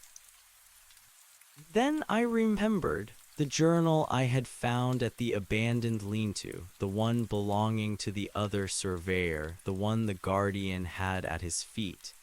That journal had ended on August 22nd with the terrifying words, "It's coming." Finch's journal was from 1878. The other surveyor's journal was from last year, and now I was here. This wasn't a pattern. It was a cycle, an endless, repeating trap. Finch had made it to this cabin, but what had happened to him after his last entry? What about the other surveyor? This cabin, this safe haven, was clearly not safe for long. My gaze fell upon the wooden device beneath the cot. Finch's creation, a desperate hope, a fragile thread of defiance. Could it work? Could I use it to fight back? My rational mind, the surveyor's logic that was slowly reasserting itself amidst the chaos, knew that a wooden drum and some carved stones were no match for ancient alien technology or a monstrous guardian. But it was all I had. A chance. A slim, desperate chance. I crawled under the cot, retrieved the device and its striker. The wood was smooth, almost warm, the black stones cool and polished. As I ran my fingers over the carvings, I felt a faint resonance, a deep, silent vibration within the wood. It was an impossible sensation, yet undeniably real. I tucked the device into my pack along with the striker. My rifle, though useless against the creature, might still be useful against the guardian if he proved vulnerable to conventional means. I had to assume nothing. I needed water, I needed food, I needed to move. The fire was a comfort, but also a beacon. Staying here was an invitation. I grabbed the dented coffee pot and ventured outside, keeping low, my senses strained. The mist was still swirling, but the gloom was deepening. Night was truly upon us. I found a small stream not far from the cabin, its water cold and clear. I filled the pot, then hurried back inside. I boiled the water over the fire and found a small leather pouch of dried berries and nuts, likely left by Finch, in a cupboard. I ate slowly, forcing the food down, feeling a trickle of strength return. The warmth of the fire, the simple act of sustenance, felt like a defiance against the alien horrors that surrounded me. As I ate, I heard it. Faint at first, a barely perceptible vibration in the air, then growing steadily stronger. The familiar, deep hum of the monolith, it was activating again. Or maybe it was just a constant presence, a pulse that fluctuated with some alien purpose. And then the other sound, the rhythmic thump thump thump, distant but undeniable. The hunter was on the move, and it was coming in this direction. My blood ran cold. It had found the cabin. It had tracked Finch just as it was tracking me. This was the end of the line for him, and it was about to be for me. I gripped the wooden device, my heart pounding. This was it, my chance, my only chance. I stood, moving silently to the cabin door, peering through the crack. The mist outside was a swirling, impenetrable wall of white, illuminated by the faint, unearthly glow of the distant monolith. The thumping grew louder, closer, shaking the ground. The creature was almost here. I took a deep breath, trying to recall Finch's descriptions, the patterns of the command, deep guttural tones held for duration, sharp clicks. It was an alien language, spoken by a human, amplified by an ancient device. The thumping stopped. Silence, absolute, terrifying silence. It was right outside. I could feel its immense presence, the air growing colder, heavy with that metallic sweet scent. Then a low, guttural growl directly outside the door. It wasn't the sound of an animal. It was a hungry, ancient sound full of anticipation. I slammed the door shut, locking the wooden bar across it with trembling hands. It wouldn't hold for long against that beast, but it might buy me a second. I turned, facing the center of the cabin, the wooden device clutched in my hands. I held the striker, its bone tip cool against my palm. I focused, pushing past the terror, trying to remember the alien language that Finch had described, the tones that had been whispered into my mind by the monolith. The cabin door shuddered, a heavy blow from outside, making the entire structure creak and groan. Splinters flew from the door frame. It was testing the barrier, enjoying the game. I took another deep breath, forced myself to calm, to concentrate. I closed my eyes for a moment, picturing the obsidian-eyed guardian, his staff, the crimson glow, his guttural chant. Then I opened my mouth and let out a sound. It was rough, alien, a low, resonant growl pushing from deep in my chest. Yahan Thle, I held the sound, feeling the vibration resonate in my vocal cords, in my very bones. The door shuddered again, a stronger blow this time, making the entire cabin shift on its foundations. A deep, rasping hiss emanated from outside, a sound of annoyance, of hunger. I raised the wooden device, clutching it tightly, and with the striker, I hit it hard in a specific spot where the black stones were clustered. A deep, resonating thrum, impossibly loud, filled the cabin, vibrating through the log walls, through the very earth. It wasn't just a sound, it was a physical force, a deep, infrasonic pulse that shook my teeth, my bones, the entire cabin. It was a distorted, amplified version of the tones I had heard from the monolith, the tones of command. Outside, the rasping hiss cut off abruptly. The thumping sound resumed, but it was different. Not an aggressive strike, but a hesitant, almost startled withdrawal. The metallic scent in the air outside seemed to lessen. I hit the device again, striking a different spot, following Finch's implied sequence. Cthulhu FH Tan, I chanted, the words rough and alien on my tongue, pushing the sound out, letting the device amplify it, resonate it, project it with immense power. The deep thrum intensified, filling the cabin, washing over me. Outside, I heard the colossal creature let out a low, mournful moan, a sound of profound distress, not unlike the one it had made when the Guardian had commanded it. The thumping sound started to recede, moving away from the cabin, slower this time, as if the creature was reluctant but compelled to obey. I kept chanting, kept striking the device, a desperate, guttural melody of command and fear. The creature's footsteps faded further until they were just a faint tremor in the distant earth. The metallic scent slowly dissipated, replaced by the damp, earthy smell of the forest. I stood there panting, the device clutched in my hands, my body trembling from exhaustion and the lingering terror. The cabin was silent once more, save for the crackle of the fire and the pounding of my own heart. It had worked. Finch's desperate invention had actually worked. It had repelled the hunter. But it was only temporary. The Guardian had said so, and it hadn't saved Finch. It had only bought him time. I lowered the device, my arms aching. I collapsed onto a stool, trying to process the magnitude of what had just happened. I had communicated in a way with the alien entity. I had used its own language, its own command to drive it away. But the guardian, he was still out there, and the silent device, and the monolith humming in the distance. The hunt was far from over.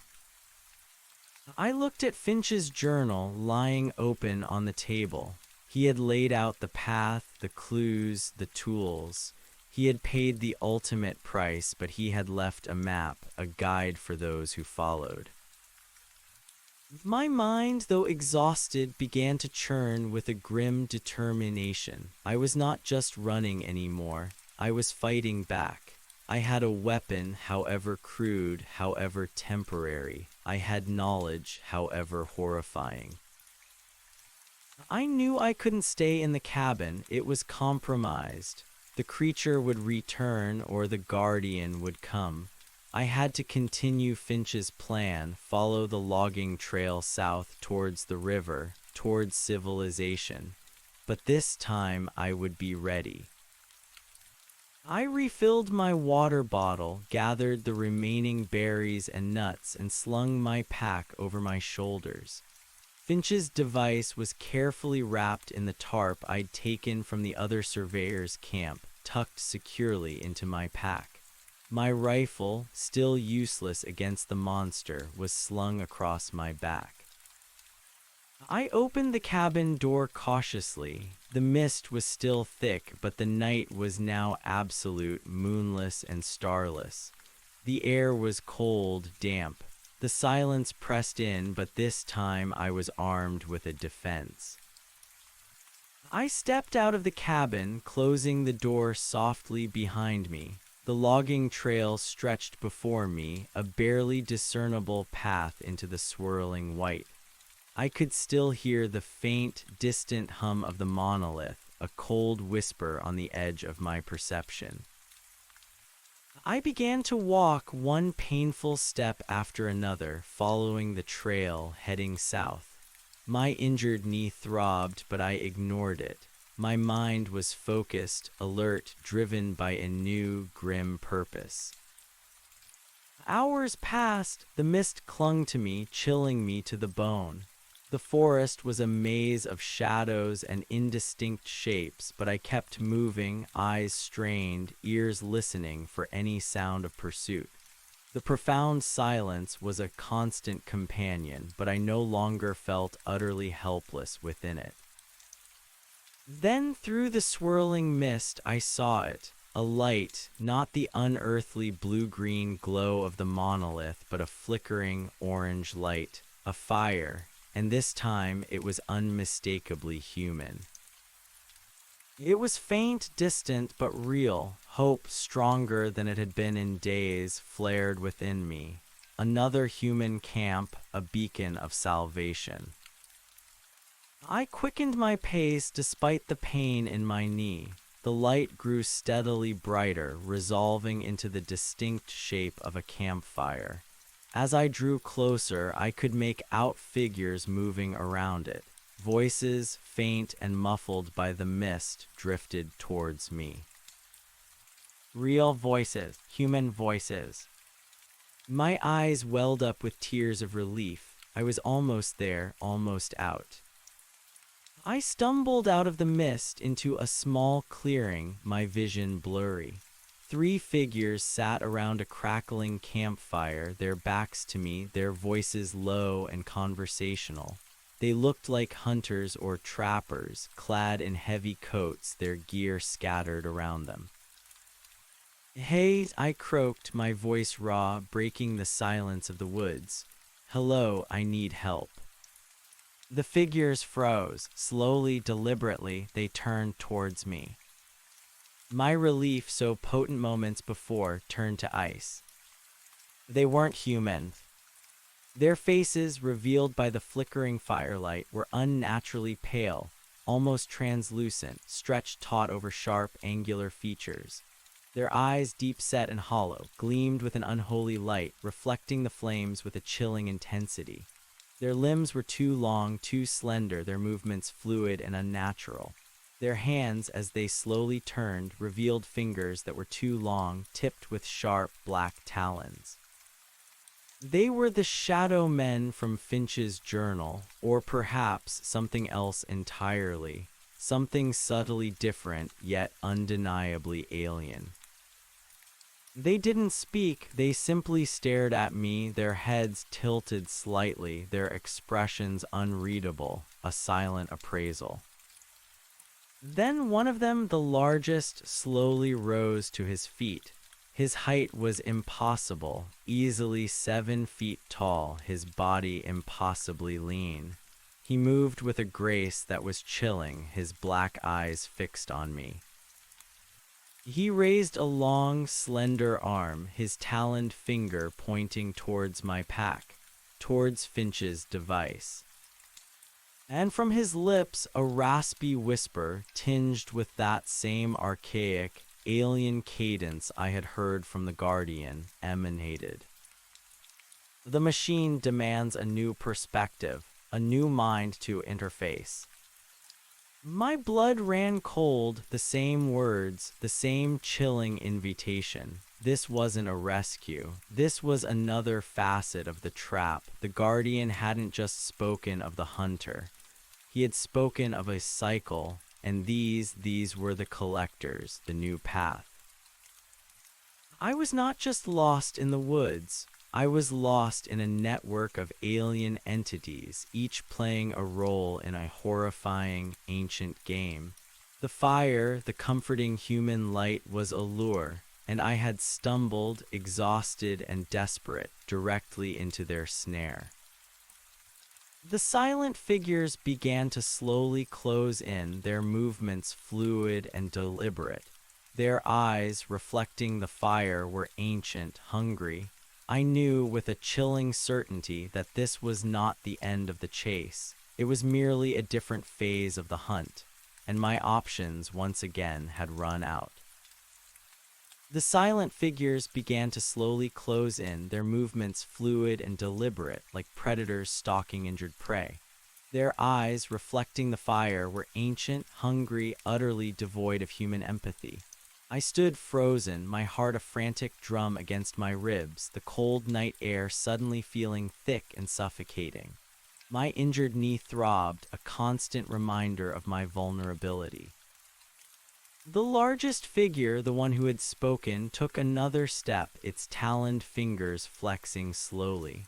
A faint, dry, rasping sound escaped its lips, a sound that wasn't words but a deep, guttural chuckle that sent a shiver of pure dread down my spine. It was enjoying this. They were all enjoying it. My mind, still reeling from the revelations of Dr. Finch's journal and the encounter with the Guardian, snapped into a desperate clarity. These weren't just hunters. They were collectors, part of the cycle. They were here to bring me to the monolith, to make me interface. "Stay back," I croaked, my voice raw and unsteady. I fumbled for the rifle slung on my back, my movements clumsy with pain and terror. My fingers, numb with cold, struggled with the strap. The largest figure paused, its head tilting slightly, observing my fumbling efforts.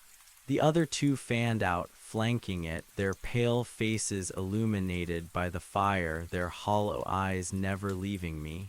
They were patient. They knew I couldn't escape. Finally, I got the rifle free, pulling it around and raising it with trembling hands. It felt like a flimsy toy against their impossibly tall, slender forms. "I'm warning you, I'll shoot."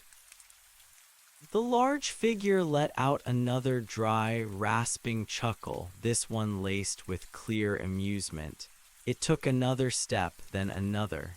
They were not deterred. My rifle was no more a threat to them than it had been to the avian monster. My gaze flickered to my pack, to the wooden device carefully wrapped inside. Finch's device, my last desperate hope. Would it work on them? Finch had only mentioned repelling the creature, the hunter. These were different. "What are you?" I whispered, my voice barely audible. The largest figure paused again, almost theatrically. Its head tilted, and a new, unsettling pressure began to build in my mind, a cold, probing presence, far more invasive than the device from the monolith. It was reading me, sifting through my thoughts, my fear, my memories. Then a voice, raspy and dry, echoed in my head, not in my ears, but directly within my skull. We are custodians, the gatherers, the new understanding. You call us the shadow men. The word shadow men felt ancient, a resonance from forgotten fears, from the whispered lore of Finch's native guides. The machine demands, the mental voice continued, and we provide. You carry the echo of command, an interesting variation.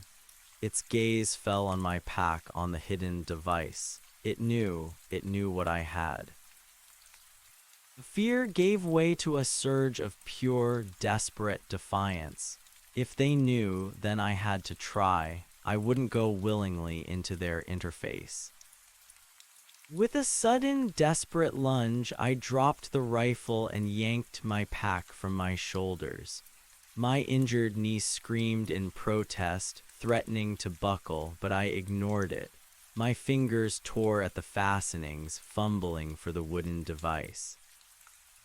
The shadow men watched, their expressions unreadable, their hollow eyes gleaming. They didn't rush me. They were confident. They allowed me to retrieve the device, to pull it free from the tarp. It felt warm, solid in my hands. The black stones pulsed faintly in the firelight. I gripped the striker, its bone tip cool against my palm. Yahan Thle Cthulhu Fh Tan, I chanted, the alien words guttural and rough on my tongue, pushing the sound from deep within my chest. My voice, though strained, held the raw power of desperation. As I spoke, I slammed the striker against the device, hitting a cluster of the black stones. A low, resonant thrum erupted from the device, impossibly loud, filling the small clearing. It was not just a sound. It was a physical force, a deep infrasonic pulse that shook the very air, rattling the leaves on the trees and making the fire flicker wildly. It vibrated through the ground, up through my boots, through my entire body. It was a wave of pure, concentrated alien command. The effect was instantaneous and profound. The three shadow men recoiled, not in pain, but in a sudden, almost involuntary spasm. Their long limbs twitched, their heads snapped back, and their hollow eyes seemed to momentarily lose their unholy glow, replaced by a flicker of confusion, even discomfort. The psychic pressure in my mind vanished abruptly. The largest one let out a dry, rasping gasp, a sound of surprise, not fear. It raised a taloned hand, clutching its head as if in discomfort. The other two stumbled back a step, their fluid movements replaced by an awkward jerkiness. It worked. It actually worked. Finch's device, this crude-looking instrument, was effective against them too. I pressed my advantage, chanting louder, striking the device again and again, a frantic, desperate rhythm. The thrum pulsed, washing over the shadow men, forcing them back. Their movements became more erratic, their forms subtly blurring at the edges like heat haze. They let out low, guttural whimpers, sounds of profound displeasure, of a deeply ingrained instinctual aversion to the frequency I was emitting. They began to back away, slowly at first, then more rapidly, their elongated figures retreating into the swirling mist surrounding the clearing. The largest one paused at the edge of the campfire's light, its hollow eyes fixed on me with a renewed, cold intensity. There was no longer amusement in its gaze, only a chilling, calculating menace. Then, with a final, dry hiss, it turned and disappeared into the mist, followed by the other two. The thrum from the device slowly faded as I stopped striking it, leaving behind a sudden, profound silence, broken only by the crackle of the campfire and the ragged sound of my own breathing. I stood there trembling, the device clutched in my hands, a wave of adrenaline-fueled exhaustion washing over me. I had driven them away, I had fought back, and I was still alive.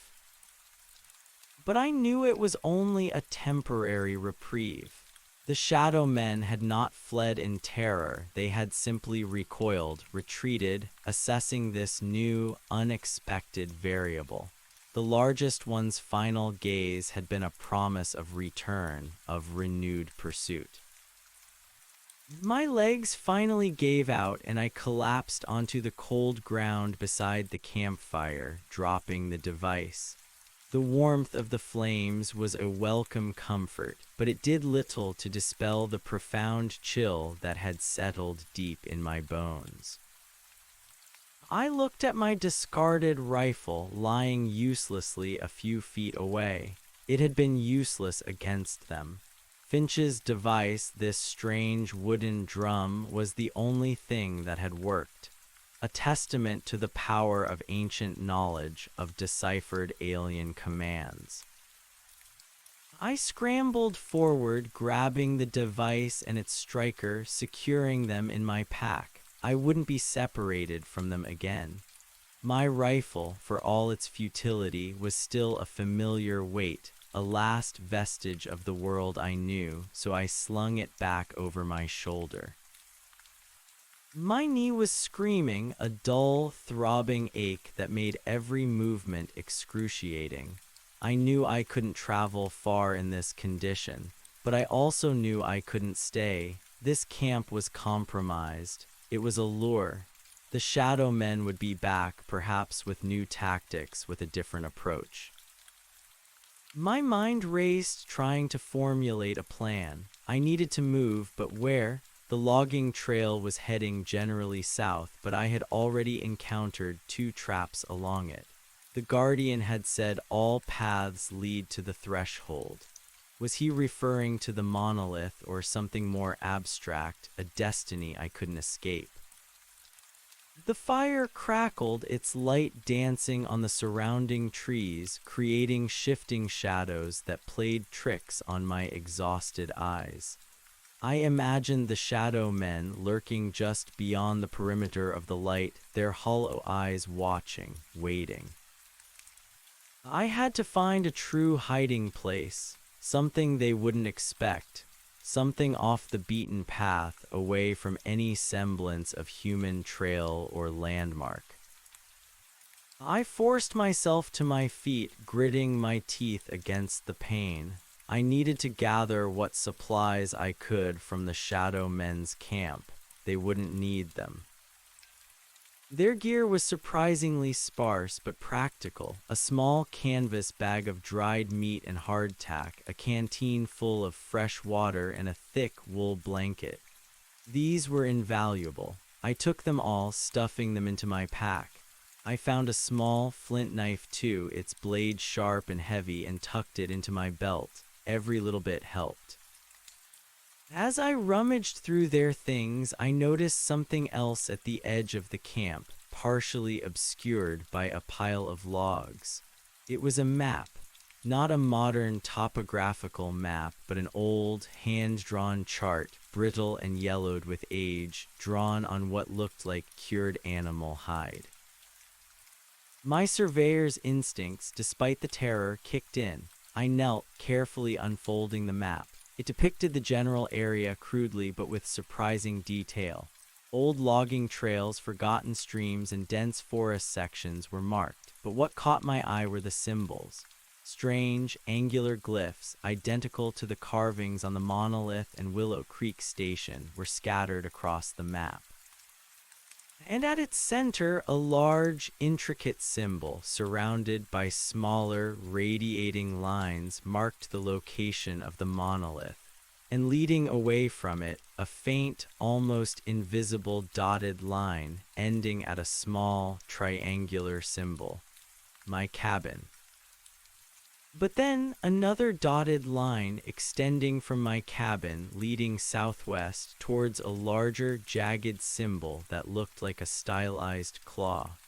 And beyond that, another, even larger symbol, a circle with a central dot surrounded by radiating lines far off in the distance, but definitely marked. My blood ran cold. This wasn't just a map, it was a route, a herd route. The small triangular symbol was my cabin. The jagged claw was a point of interest, a way station perhaps, and the final, distant circle that was the ultimate destination. A larger threshold perhaps, or a collection point. The map was terrifying in its implications. It detailed my escape route, the very path I had stumbled upon as a predetermined journey. This whole region was part of their design. The logging trails, the isolated cabins, the very layout of the traps, it was all calculated. I carefully folded the map, stuffing it into my pack. It was a terrifying piece of knowledge, but also a vital one. It showed me their plan, and if I knew their plan, perhaps I could deviate from it. I extinguished the campfire, carefully smothering the embers with dirt. I didn't want its light to be a beacon for anyone or anything else. The clearing plunged into near total darkness, illuminated only by the faint, eerie glow of the distant monolith, a cold, persistent pulse on the horizon. I stepped back onto the logging trail, heading southwest, following the path marked on the alien map, but with a new understanding. This was their designed route. I had to follow it, at least for now, but I had to be ready to break away, to find an unmapped path. The mist was still thick, clinging to the trees, making the night opaque. My injured knee throbbed with every step, but I pushed through it, fueled by a grim determination. I was no longer just a lost surveyor.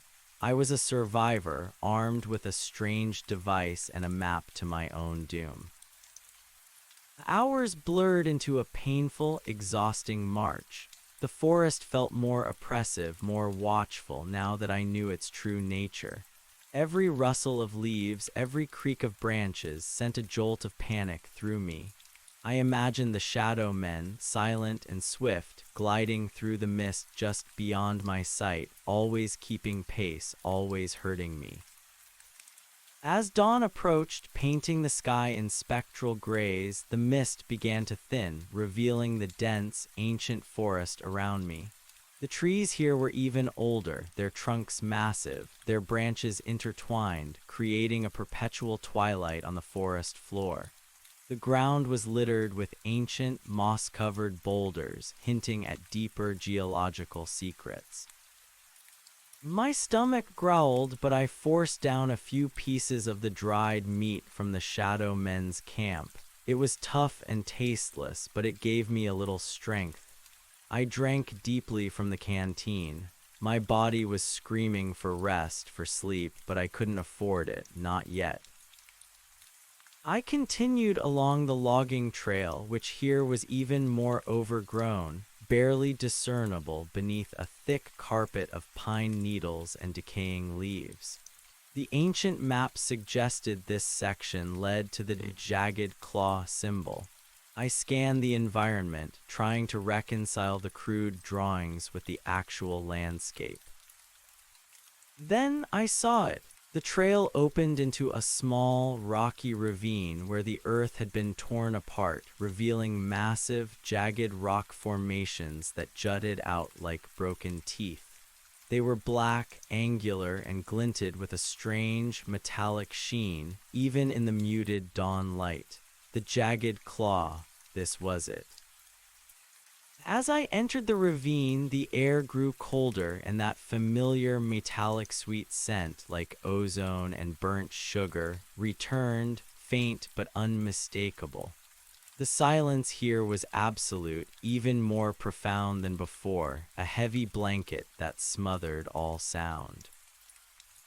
I stopped dead, my hand instinctively going to my pack to Finch's device.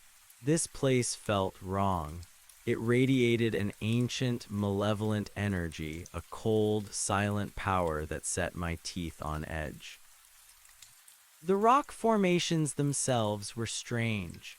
They weren't natural basalt or granite. They were composed of the same dark, light-absorbing stone as the monolith and Willow Creek Station, but here it was exposed, raw, tearing through the earth. It pulsed faintly, almost imperceptibly, with a deep, internal hum that vibrated in my bones. This wasn't just a landmark. It was another part of their complex, another exposed fragment of whatever alien vessel or structure had crashed here. The jagged claw was a wound in the earth, revealing the true nature of the ground beneath the ancient forest. As I moved deeper into the ravine, my eyes scanning the strange rock formations, I noticed something else. Something glinting in the pale light, wedged between two immense slabs of the black stone. It was metal, but not natural, too regular, too geometric. I approached cautiously, my heart pounding. It was a panel, a section of metallic plating, dark and impossibly smooth, etched with the same non-Euclidean patterns that adorned the monolith. It was part of some vast, buried structure exposed by the erosion of the ravine. I reached out, my fingers brushing against the cold, hard surface. A surge of energy, cold and electric, shot through my arm, far more intense than my previous contact with the monolith. My vision blurred, and a torrent of images, far more vivid and overwhelming, flooded my mind. Vast, starless skies, then an unimaginable descent, not a crash, but a controlled, agonizing plummet tearing through the atmosphere. The world below, green and vibrant, rushing up to meet it, but it wasn't a single object. It was a fleet, not a crash, but a landing, an invasion. Then images of the landing site, a colossal impact crater where the monolith now stood. The ground ripped open, revealing strange, crystalline caverns beneath the earth. And from these caverns, the alien life emerging, not fully formed, but coalescing from swirling energy, adapting to the planetary environment, changing, mutating. I saw the creature, the avian insectoid horror, not as a single beast, but as one of many, a genetically engineered guardian designed for hunting and protection, its form shifting, adapting over millennia. And the Shadow Men, they were not mere creatures. They were the pilots, the crew, adapted to the gravity and atmosphere of Earth, but forever separate, forever changed. Their pale skin, their elongated limbs, their hollow eyes, all adaptations, mutations from their original forms. They were the intelligence, the orchestrators, the custodians. Then a new vision, horrifying in its clarity. Images of other humans, not just Finch and the other surveyor, but dozens, hundreds over the centuries. Trappers, hunters, prospectors, explorers, all drawn into the silent forest, all becoming offerings. Their minds, their consciousness, their very essence being absorbed into the monolith, into the machine, feeding its hunger for new perspectives. It was a vast, ancient, and utterly insidious harvesting operation. The monolith was not just a power source. It was a consciousness, a colossal alien mind, slowly consuming the minds of those who stumbled upon its secret, feeding on their curiosity, their fear, their unique perspectives on this alien world. The visions ended abruptly, leaving me gasping for air, my mind reeling under the weight of such profound, unspeakable horror. I snatched my hand back from the metal panel, my head throbbing, my body trembling uncontrollably. I wasn't just a trapped surveyor, I was bait, and my mind was the prize. The metallic sweet scent in the ravine intensified, making me gag. The hum from the exposed stone grew louder, more insistent, pulling at the very edges of my sanity. The silence pressed in, heavy and thick, amplifying the frantic pounding of my heart. A low, guttural growl echoed from somewhere deeper in the ravine. A familiar sound. The hunter, the avian creature. It was here, it was waiting. Then from the mist, the silent, mechanical device, the segmented cylinder, drifted into view, hovering silently between two massive rock formations. Its featureless head rotated, locking onto me, its unseen gaze probing, analyzing. I was trapped again, caught between the silent device, the lurking hunter, and the raw, ancient power radiating from the exposed alien stone. The ravine was a funnel, a killing ground. My mind, though shattered, conjured a desperate plan. I had the device. I had the knowledge, Finch's knowledge. I had to use it, not just to repel, but to distract, to create an opening. With a desperate cry, I pulled Finch's wooden drum from my pack, clutching the striker. I slammed it, hard, chanting the ancient words, pushing all my terror, all my defiance into the guttural sounds. The thrum erupted, vibrating through the ravine, amplified by the natural acoustics of the stone. It reverberated through the very core of the exposed alien rock, shaking the ground. The effect was chaotic. The lurking hunter let out a piercing shriek of distress, not unlike the previous one, but this time laced with something more, a sound of profound disorientation. Its massive form stumbled, crashing into one of the rock formations, sending a shower of loose earth and smaller stones tumbling. The mechanical device, too, seemed affected. It lurched violently, its whirring becoming erratic, its internal glow flickering. It seemed to struggle, its focus momentarily broken.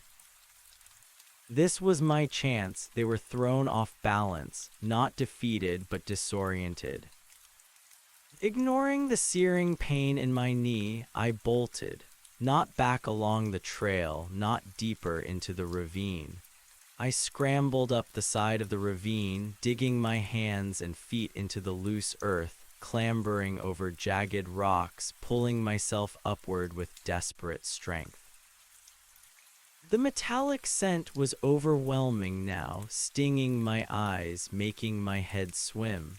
The hum from the rock grew deafening, threatening to tear my mind apart. Behind me, I heard the creature's agitated growls, the erratic whirring of the device, and the sounds of falling rock. I reached the top of the ravine, pulling myself over the lip, gasping for breath.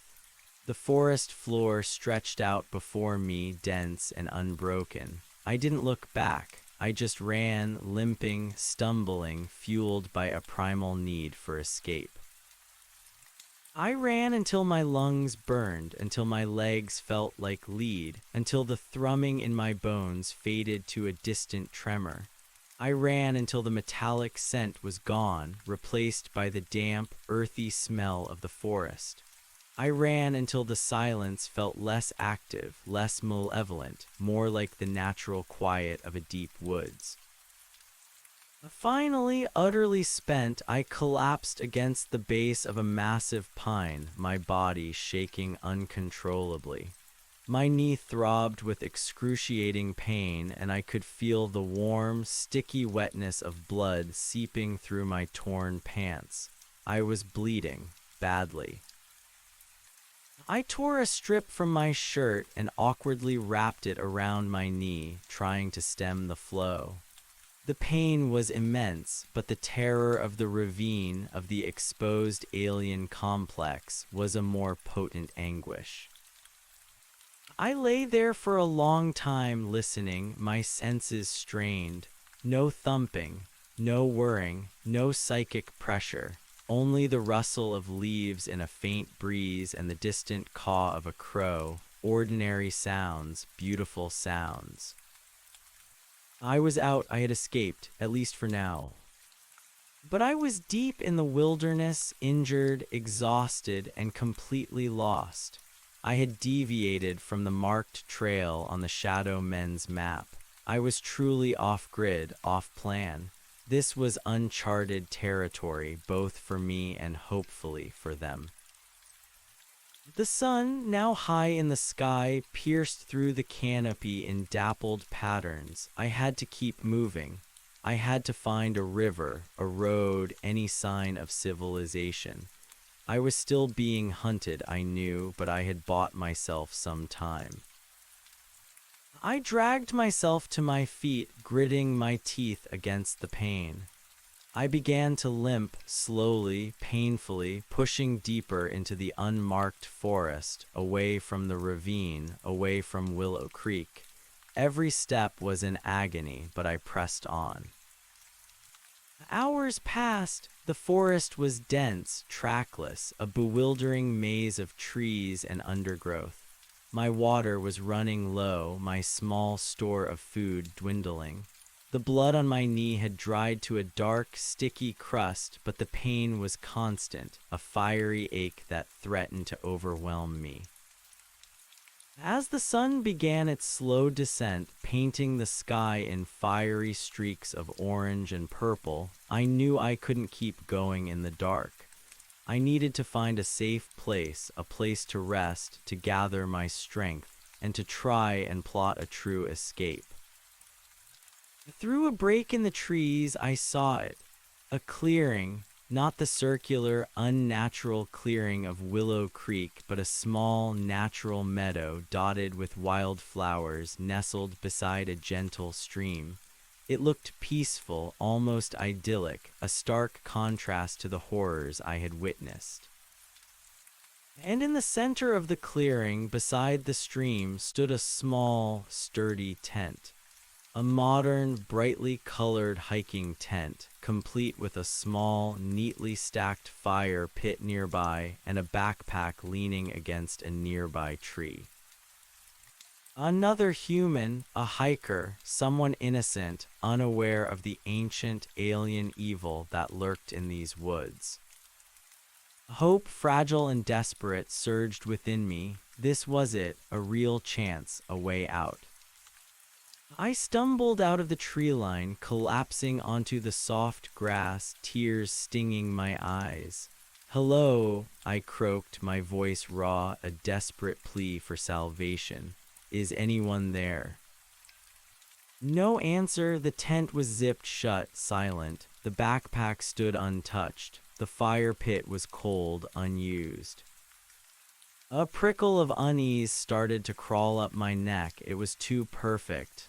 Too pristine, too empty. My eyes fell upon a small, rectangular object lying on the ground beside the tent, partially hidden by a tuft of grass. It was a satellite phone, a modern, rugged satellite phone, its screen dark. I crawled towards it, my injured knee screaming in protest. My fingers trembled as I reached for it. This was my lifeline, my way back. As my fingers brushed against the smooth casing, the phone's screen flickered to life. Not the usual display, but a single message, stark and horrifying, glowing with an eerie, bluish-green light.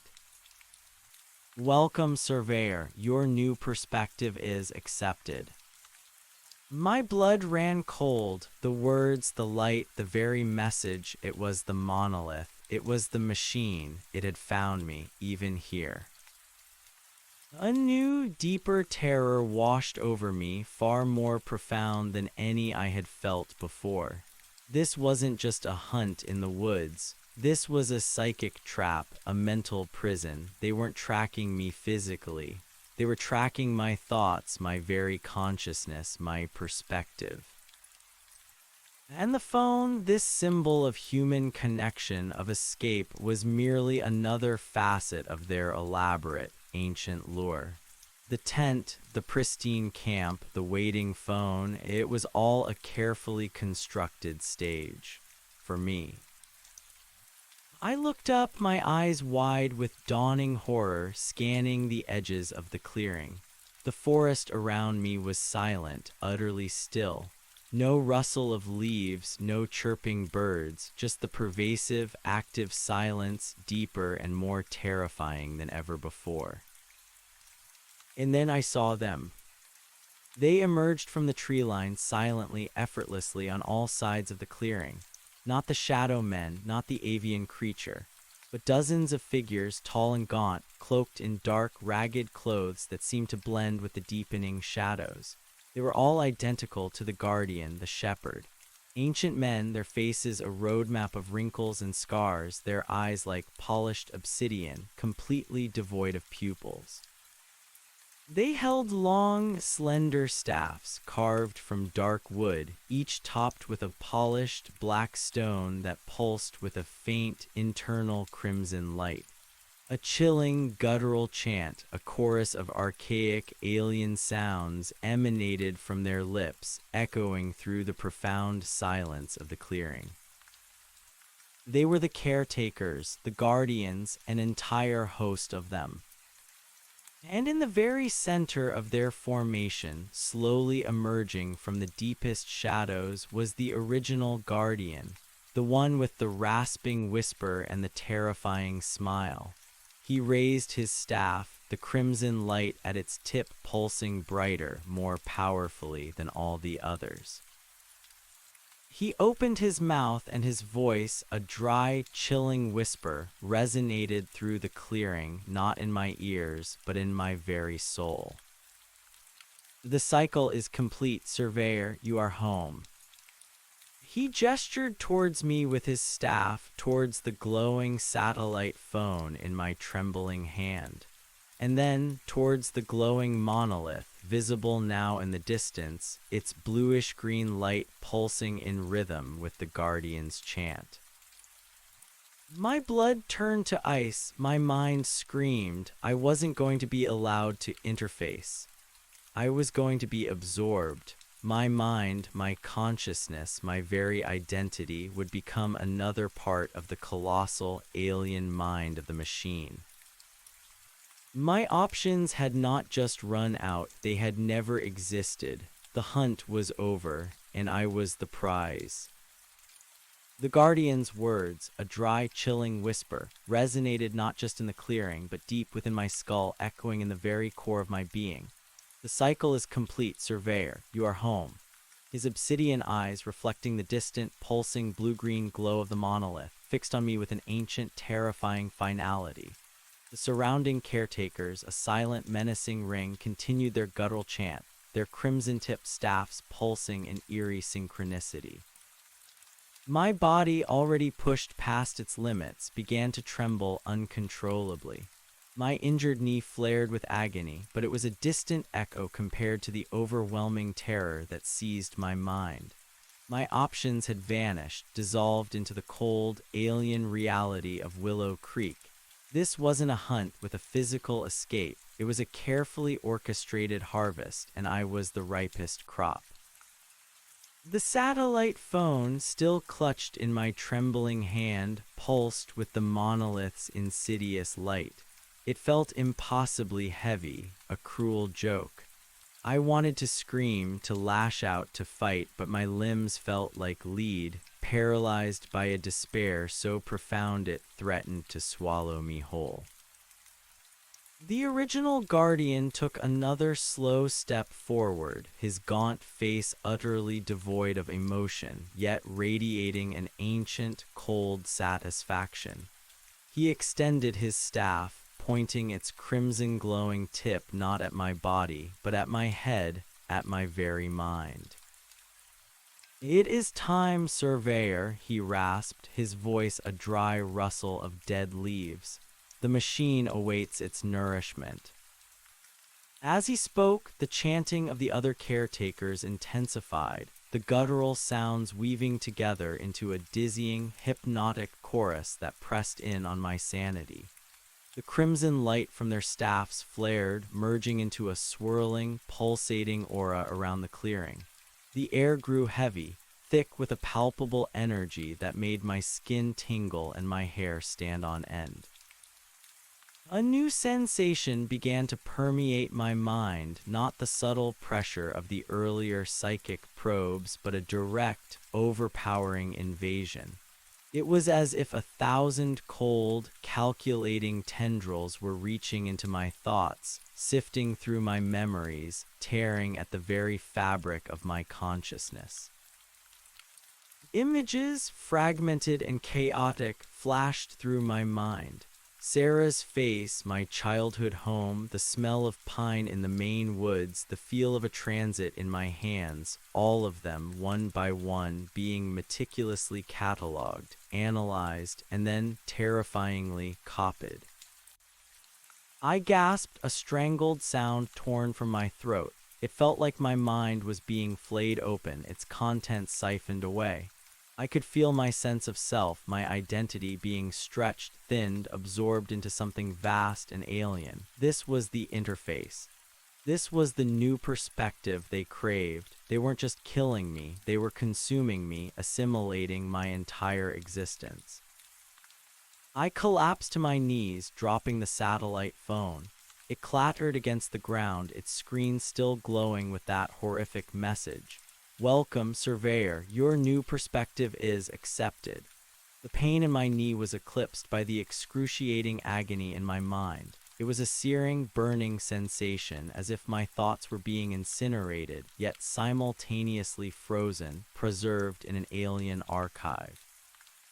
The Guardian's voice, now a booming echo inside my head, commanded, "Resistance is inefficient. Accept the flow, become one." Despair threatened to overwhelm me, but a flicker of defiance, a primal spark of self-preservation, ignited deep within. Finch, his journal, his device, he had fought back. He had found a way, however temporary. My hands, though trembling uncontrollably, fumbled for my pack.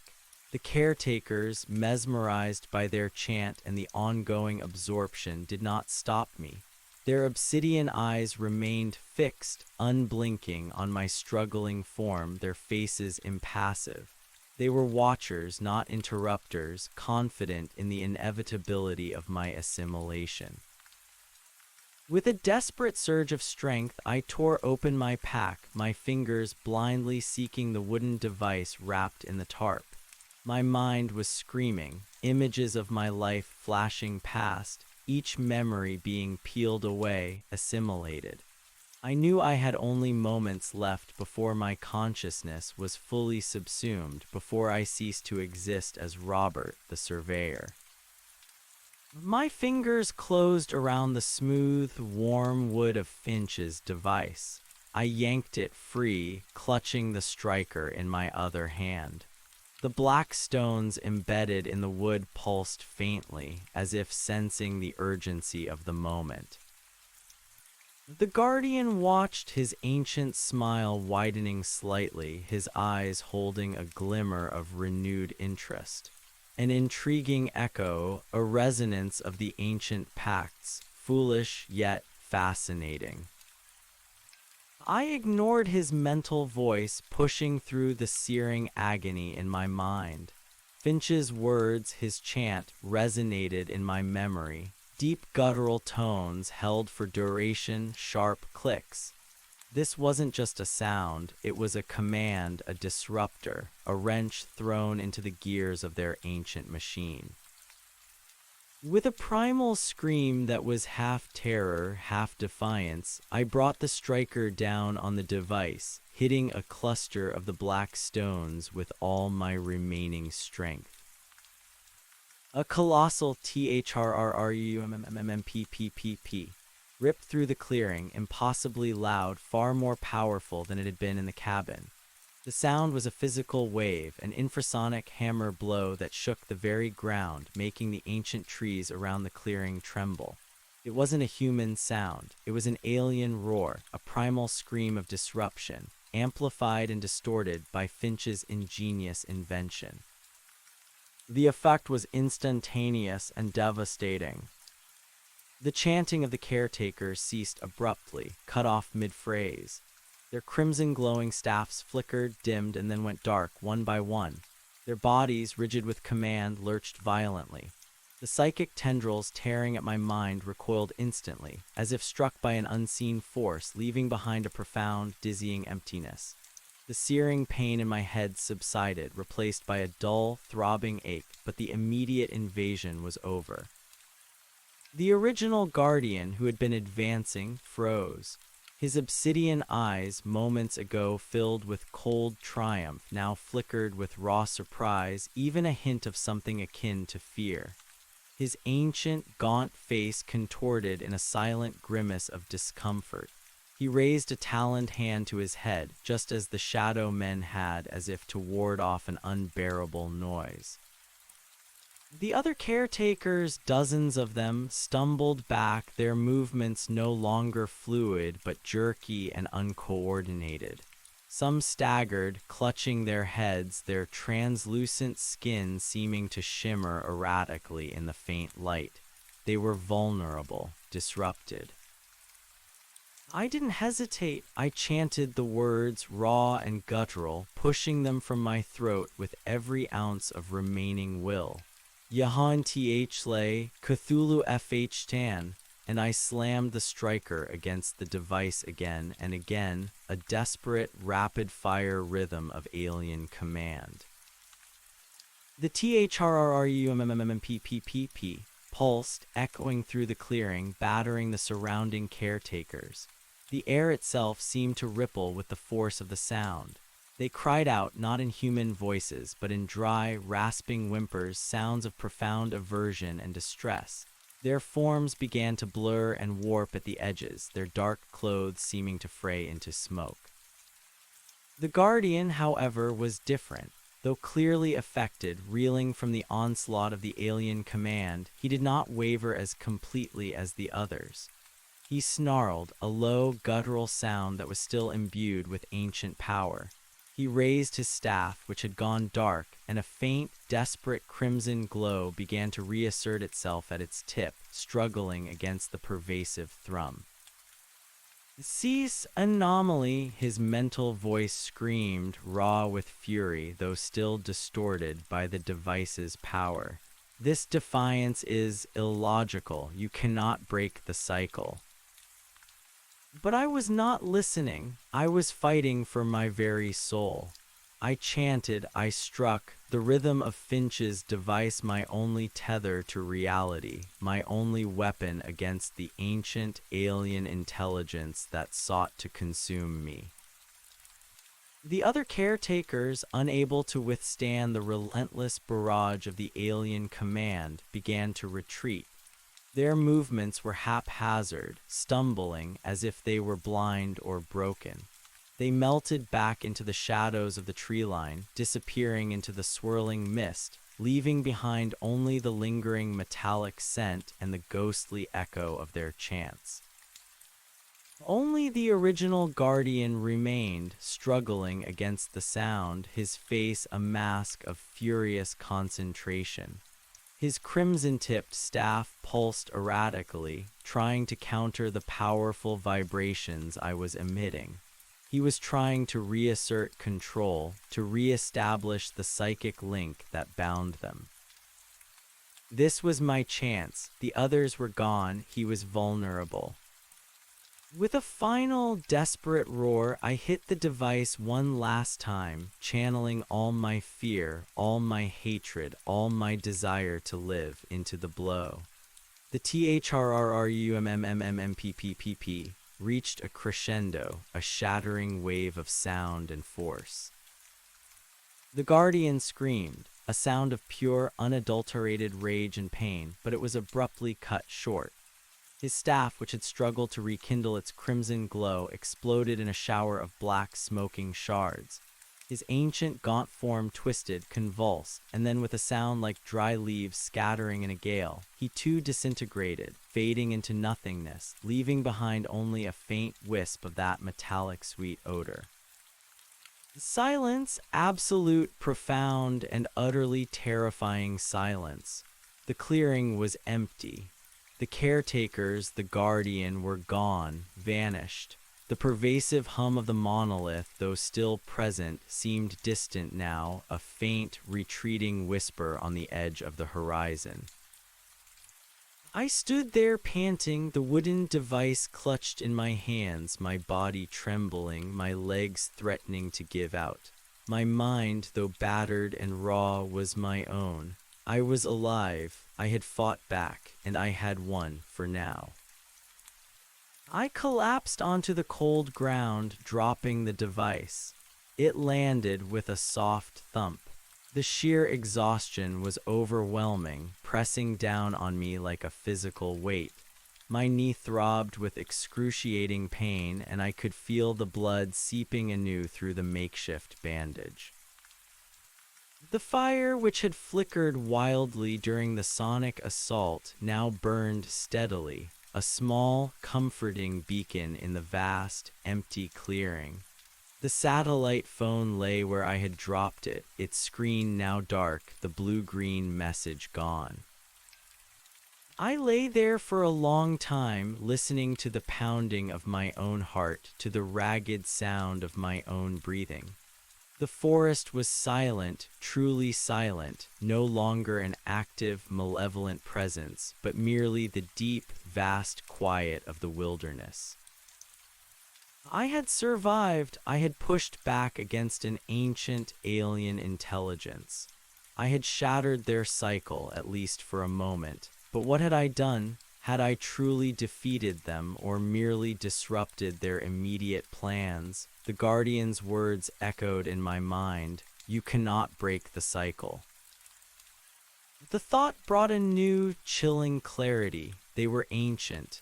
Their plans spanned millennia. I was but one man, a single surveyor, a fleeting anomaly. They would adapt. They would return. They would find another way. I looked at the charred spot where the Guardian had vanished. There was no body, no ash, nothing, just a faint shimmer in the air, a lingering distortion that quickly faded. His essence, whatever it was, had simply dispersed. My gaze drifted to the distant monolith, its bluish-green light still pulsing, faint but persistent on the horizon. It was still there, still humming, still hungry. The machine was very much alive, and I had only agitated it. I needed to move, I needed to get out, but my knee, the pain was intense, a searing fire that made even the slightest movement excruciating. I knew I couldn't run, I could barely walk. I crawled to my pack, retrieved the canteen, and drank deeply, letting the cool water soothe my raw throat. I found the dried meat and hardtack and forced myself to eat, regaining a small trickle of strength. As I ate, my mind, though weary, began to churn with a grim determination. I had a weapon that worked. I had knowledge of their language, their command, and I had the map, the alien map showing their herd route. I pulled the map from my pack, unfolding it carefully. The jagged claw ravine, the silent cabin, the path leading towards the distant central dot, their ultimate destination. But I had just fought them off the path. I was off plan, off map. This was my chance. I couldn't follow their designated route anymore. I had to find a way out that was truly unknown to them, truly off-cycle. My eyes scanned the map, looking for unmarked territories, for blank spaces beyond their known routes. There was a section to the far west, a vast, dense area marked only by ancient trees and a few faint, almost illegible lines that suggested a mountain range, a barrier. It was a perilous route, full of unknown dangers, but it was outside their game. That was my path, my only path. I repacked my meager supplies, making sure Finch's device was securely nestled at the top of my pack. My rifle, for all its uselessness, was still a comfort, a symbol of my original world. I stood, gritting my teeth against the searing pain in my knee. It was stiff, swollen, and probably badly sprained or worse, but I had to move. The night was still long, and the threat of the reforming caretakers or the returning hunter or the ever-present, hungry monolith was a chilling promise of future confrontation. I took a final look at the clearing, at the cold fire pit, at the discarded satellite phone, a symbol of my temporary victory and the immense, terrifying scale of the challenge that still lay before me. I turned and limped into the dense woods, away from the clearing, away from the faint glow of the monolith, pushing towards the uncharted west. Every step was an agony, a battle against pain and exhaustion, but I pressed on, driven by a new, grim determination. I wasn't just running anymore. I was escaping. I was defying. The forest closed in around me, a labyrinth of shadows and whispering leaves. The silence returned, but this time it felt different. It was the silence of a vast, ancient wilderness, not the oppressive hush of an alien trap. I was on my own, truly alone, in a world where the line between reality and nightmare had blurred into non-existence. Hours later, the sun, a weak, watery orb, began to creep above the horizon, casting long, spectral shadows through the ancient trees. I had made little progress. My knee was a searing inferno of pain, each step a torment. My water was almost gone, my food supplies dwindling rapidly. Exhaustion threatened to consume me.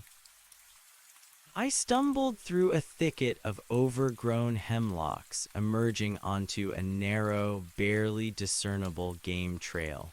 It was little more than a deer path winding through the dense undergrowth, but it offered a clearer, albeit still challenging, path forward.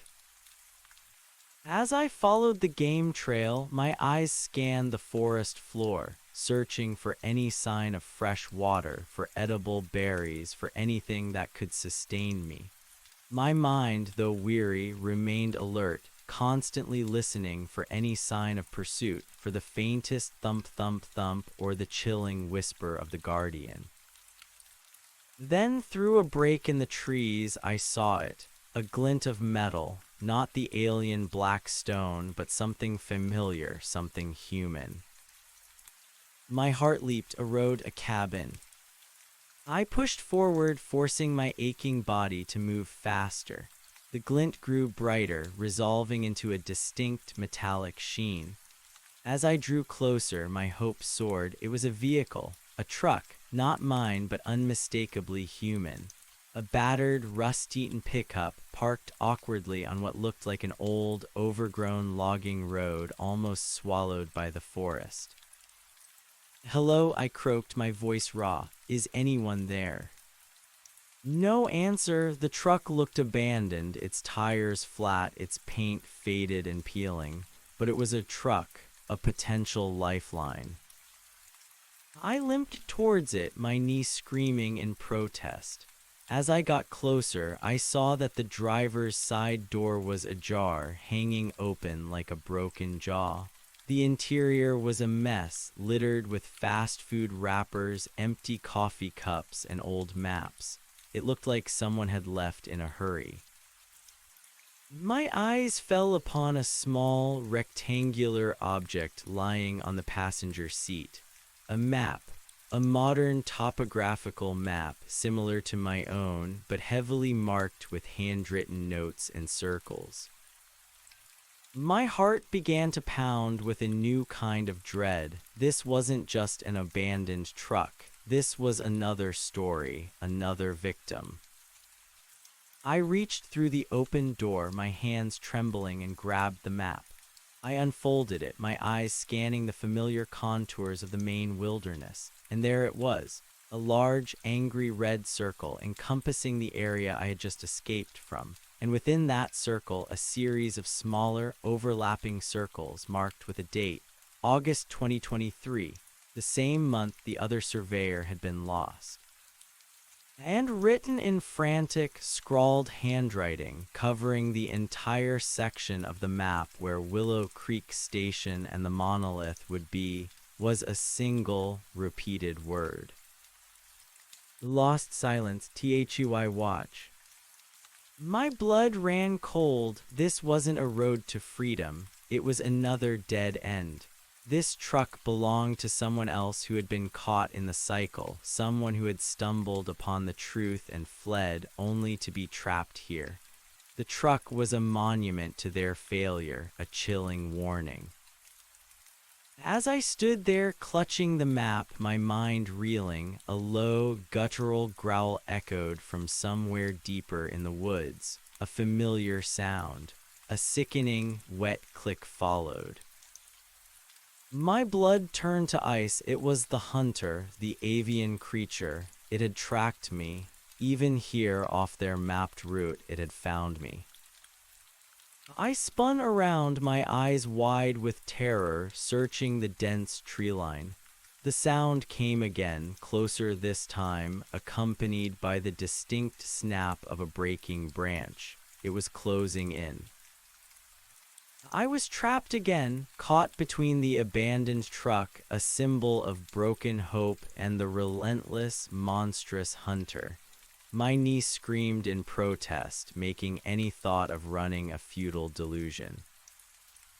My hand instinctively went to my pack, to Finch's device. It was my only hope, my only weapon. But then a new thought, colder and more terrifying, flashed in my mind. The truck. What if it wasn't truly abandoned? What if it was another lure, another facet of their elaborate trap? As if on cue, a faint, almost imperceptible hum, deep and resonant, began to emanate from beneath the truck's chassis.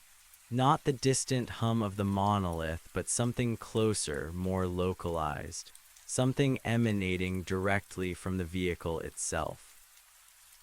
My eyes widened in horror. This wasn't just an abandoned truck. It was a disguised lure. A piece of their technology embedded in a human artifact designed to draw in the desperate. The growl came again, closer still, accompanied by the heavy thump-thump-thump of colossal feet. It was right behind me. The metallic sweet scent, faint but unmistakable, began to permeate the air. I was caught, my legs trembled, my body screamed with pain and terror.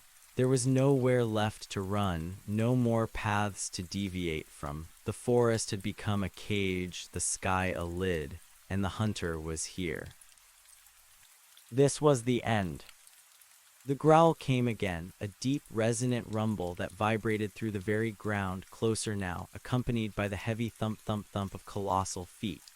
The metallic sweet scent, thick and cloying, pressed in on me, making my head swim. I was caught. My legs trembled, my body screamed with pain and terror. There was nowhere left to run, no more paths to deviate from. The forest had become a cage, the sky a lid, and the hunter was here. This was the end. Panic threatened to overwhelm me, but a cold, desperate clarity cut through it. The truck, it hummed. It was a trap, a lure, like the tent, like the fire. This entire landscape, even the uncharted parts, was a meticulously crafted snare. They weren't just hunting me, they were manipulating me, herding me to my inevitable end. I spun not towards the truck, but away from it, away from the hum, away from the false hope. My hand instinctively went to my pack, to Finch's device. It was my only weapon, my last shield. My injured knee screamed in protest, but I forced myself into a limping, desperate run, plunging into a dense thicket of spruce. The thump, thump, thump behind me intensified, the sound of breaking branches and snapping trunks marking the creature's relentless pursuit. It was close, too close. The metallic tang in the air grew acrid, stinging my eyes. I burst through the thicket, scrambling over a moss-covered log, my boots slipping on the damp wood. My knee buckled, sending a searing stab of pain up my leg, and I fell, sprawling onto the cold, damp earth. The breath was knocked from my lungs. I lay there gasping, staring up at the darkening sky through the dense canopy. The hunter was right above me. I could feel its immense presence, the air growing colder, heavier. The sickening click of its beak echoed from somewhere unseen, directly overhead. This was it, the final moment. But a flicker of defiance, a spark of stubborn human will, ignited within me. Not like this. Not lying down. Finch had fought. The other surveyor, too, had fought in his own way. I would not be another silent offering. With a desperate guttural cry, I forced myself to roll, pushing through the pain, fumbling for my pack. My fingers closed around Finch's wooden device, pulling it free, along with the striker. I pushed myself into a sitting position, my back against the rough bark of a pine, facing the unseen horror. The air above me shimmered, distorting the dim light. The creature was there, a colossal, living shadow, its form blurring at the edges. Its triangular head, with its shadowed pits for eyes and its razor-sharp beak, slowly lowered, emerging from the gloom. It wasn't just looking at me, it was savoring the moment, playing with its prey. I didn't wait. With a primal roar that tore from my raw throat, a sound fueled by terror and an unshakable will to survive, I slammed the striker against Finch's device. A shattering thrrrrummmmmmpp erupted, impossibly loud, shaking the very earth beneath me. It was a wave of pure, concentrated alien command, amplified by Finch's ingenuity, imbued with my desperate will. The creature recoiled violently, its massive head snapping back, its clicking beak seizing up. A piercing, keening shriek tore from its throat, a sound of profound distress, of agony that reverberated through the very fabric of the forest. Its immense, shadowy form stumbled, crashing through the surrounding trees, tearing them from their roots with sickening cracks. I kept chanting, the guttural words raw and bleeding from my throat, pushing them out with every ounce of remaining strength. Yahan th lay, Cthulhu fh tan. I slammed the striker against the device again and again, a desperate, furious rhythm of defiance. The thrrrrummpppp pulsed, echoing through the woods, battering the monstrous creature. Its shrieks turned into a tortured moan, a sound of utter disorientation and pain. Its massive, leathery wings thrashed wildly, creating a chaotic vortex of wind and snapping branches. Its form, already shimmering, began to distort violently, its outlines blurring as if it were dissolving, struggling to maintain its coherence. Then, through the chaos, I heard it, a different sound, a low, persistent hum growing steadily louder, the alien hum from the disguised truck. It was activating. The lure was becoming a weapon. My eyes darted to the truck, half hidden by the trees. The hum intensified, and from beneath its chassis, a faint, bluish-green light began to pulse, reflecting off the underside of the vehicle. The truck was vibrating, shimmering subtly. It wasn't just a trap, it was a conduit, a projector of some kind of energy. The creature's thrashing intensified, its moans turning into a primal wail of agony. But now its movements seemed drawn not to my device but to the humming truck. The bluish-green light pulsed, and a strange, almost gravitational pull seemed to emanate from the vehicle, slowly drawing the flailing monster towards it. The hunter was caught between my alien command and the truck's unknown force. It was being torn apart, physically and perhaps fundamentally, by conflicting alien energies. Its form stretched and distorted, its dark, oily hide seeming to split and ripple. I realized with a new, horrifying clarity that the truck was not merely a lure, it was a countermeasure. A silent alarm, a defensive mechanism. It was trying to reassert control, to contain the disruption I was causing. But the creature caught in the crossfire was breaking. Its screams rose to an unbearable crescendo, and then with a final, shuddering pop, its colossal form imploded. It didn't explode in gore or splintered bone. It simply collapsed inward, becoming a swirling vortex of black, oily shadow that rapidly diminished, absorbed by the ground, leaving behind only a faint wisp of metallic sweet odor and a newly formed, perfectly circular patch of scorched earth. Silence, absolute, terrifying silence. The THRRRUMMMMPPPP from my device died as my hands, numb with exhaustion, dropped the striker. The hum from the truck, too, faded, its bluish-green light dimming, then vanishing. I lay there panting, soaked in sweat, my body trembling uncontrollably.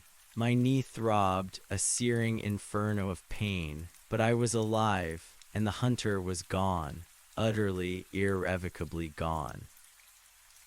I pushed myself up, slowly, painfully, my eyes scanning the clearing. The scorched earth where the creature had imploded was eerily smooth, a testament to its alien demise. The truck, silent and inert once more, looked like any other abandoned vehicle. Its insidious hum vanished. A wave of profound, exhausted relief washed over me. I had done it. I had pushed back. I had broken their cycle, not just temporarily, but with a finality that defied their ancient power. The Guardian's words echoed in my mind, "You cannot break the cycle." But I had shattered a piece of it. But the monolith, the caretakers, the greater machine, they were still out there.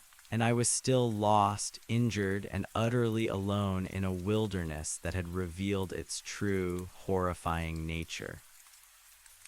I crawled to my pack, retrieved my canteen, and drank deeply, letting the cool water soothe my raw throat.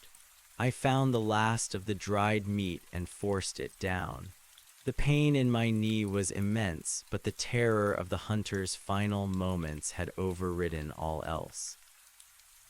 My gaze drifted to Finch's device lying on the ground where I had dropped it. It was still intact, the black stones gleaming faintly. A profound sense of gratitude mixed with awe filled me. This man, dead for over a century, had left me the means to fight. He had paid the ultimate price, but his knowledge, his defiance, had lived on through me. I picked up the device, tucking it securely into my pack. My rifle, for all its futility against the true horrors of these woods, was still a familiar weight, a last tether to the world I desperately sought to rejoin. I stumbled to my feet, gritting my teeth against the searing pain in my knee. I had to move. I had to get out of this place, this cursed, alien-infested forest. But where? I was off their map, off their herd route. I had destroyed one of their hunters, disrupted one of their lures. They would know, they would adapt, they would send others. My eyes scanned the horizon, searching for any sign of a known landmark, any hint of civilization. The sun was rising higher now, piercing through the canopy, painting the forest in a deceptive veil of ordinary light. Then, through a distant break in the trees, a shimmering, distorted heat haze caught my eye. Not the eerie glow of the monolith, but something else. Something in the far distance, beyond the horizon of this particular nightmare. It was faint, almost imperceptible, but it was there. A thin, gray plume of smoke rising steadily into the morning sky. Not the thick, unnatural smoke of a forest fire, but the familiar, comforting curl of wood smoke. A town, a logging camp, civilization. Hope, stronger and more resilient than any fear, surged within me. It was distant, impossibly far, but it was real. It was a lifeline.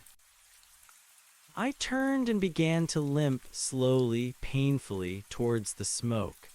Every step was in agony, a battle against my battered body and fractured mind, but I pressed on, driven by the image of Sarah's face, of my quiet life, of a world free from cosmic horror. The forest remained silent around me, but this time it was not the oppressive, active silence of an alien trap. It was the vast, indifferent quiet of the wilderness, a wilderness I once thought I knew, but now understood to be merely a thin veil over unspeakable ancient truths. Hours blurred into a grueling, desperate march. My water was gone. My food was gone. My knee was a searing inferno of pain, each step an excruciating torment. I stumbled, I fell, but I always pushed myself back up, driven by the distant promise of that smoke. As the day waned and the first shadows began to lengthen, I heard it. Faint, almost imperceptible, carried on the breeze. The distant, rhythmic drone of machinery. A sawmill, a logging operation. Real sounds, human sounds. Tears, hot and stinging, streamed down my grimy face. I wasn't just escaping, I was returning from a journey that had taken me to the very edge of reality and back. I burst from the tree line, stumbling into a clearing. Before me lay an active logging camp, not a ghostly ruin, but a bustling hub of human activity. Trucks, heavy machinery, the smell of sawdust and diesel, and people, real people. They looked up, startled, as I stumbled into their midst, a ragged, blood-stained apparition from the depths of the woods. My clothes were torn, my face streaked with dirt and blood, my eyes wide and haunted.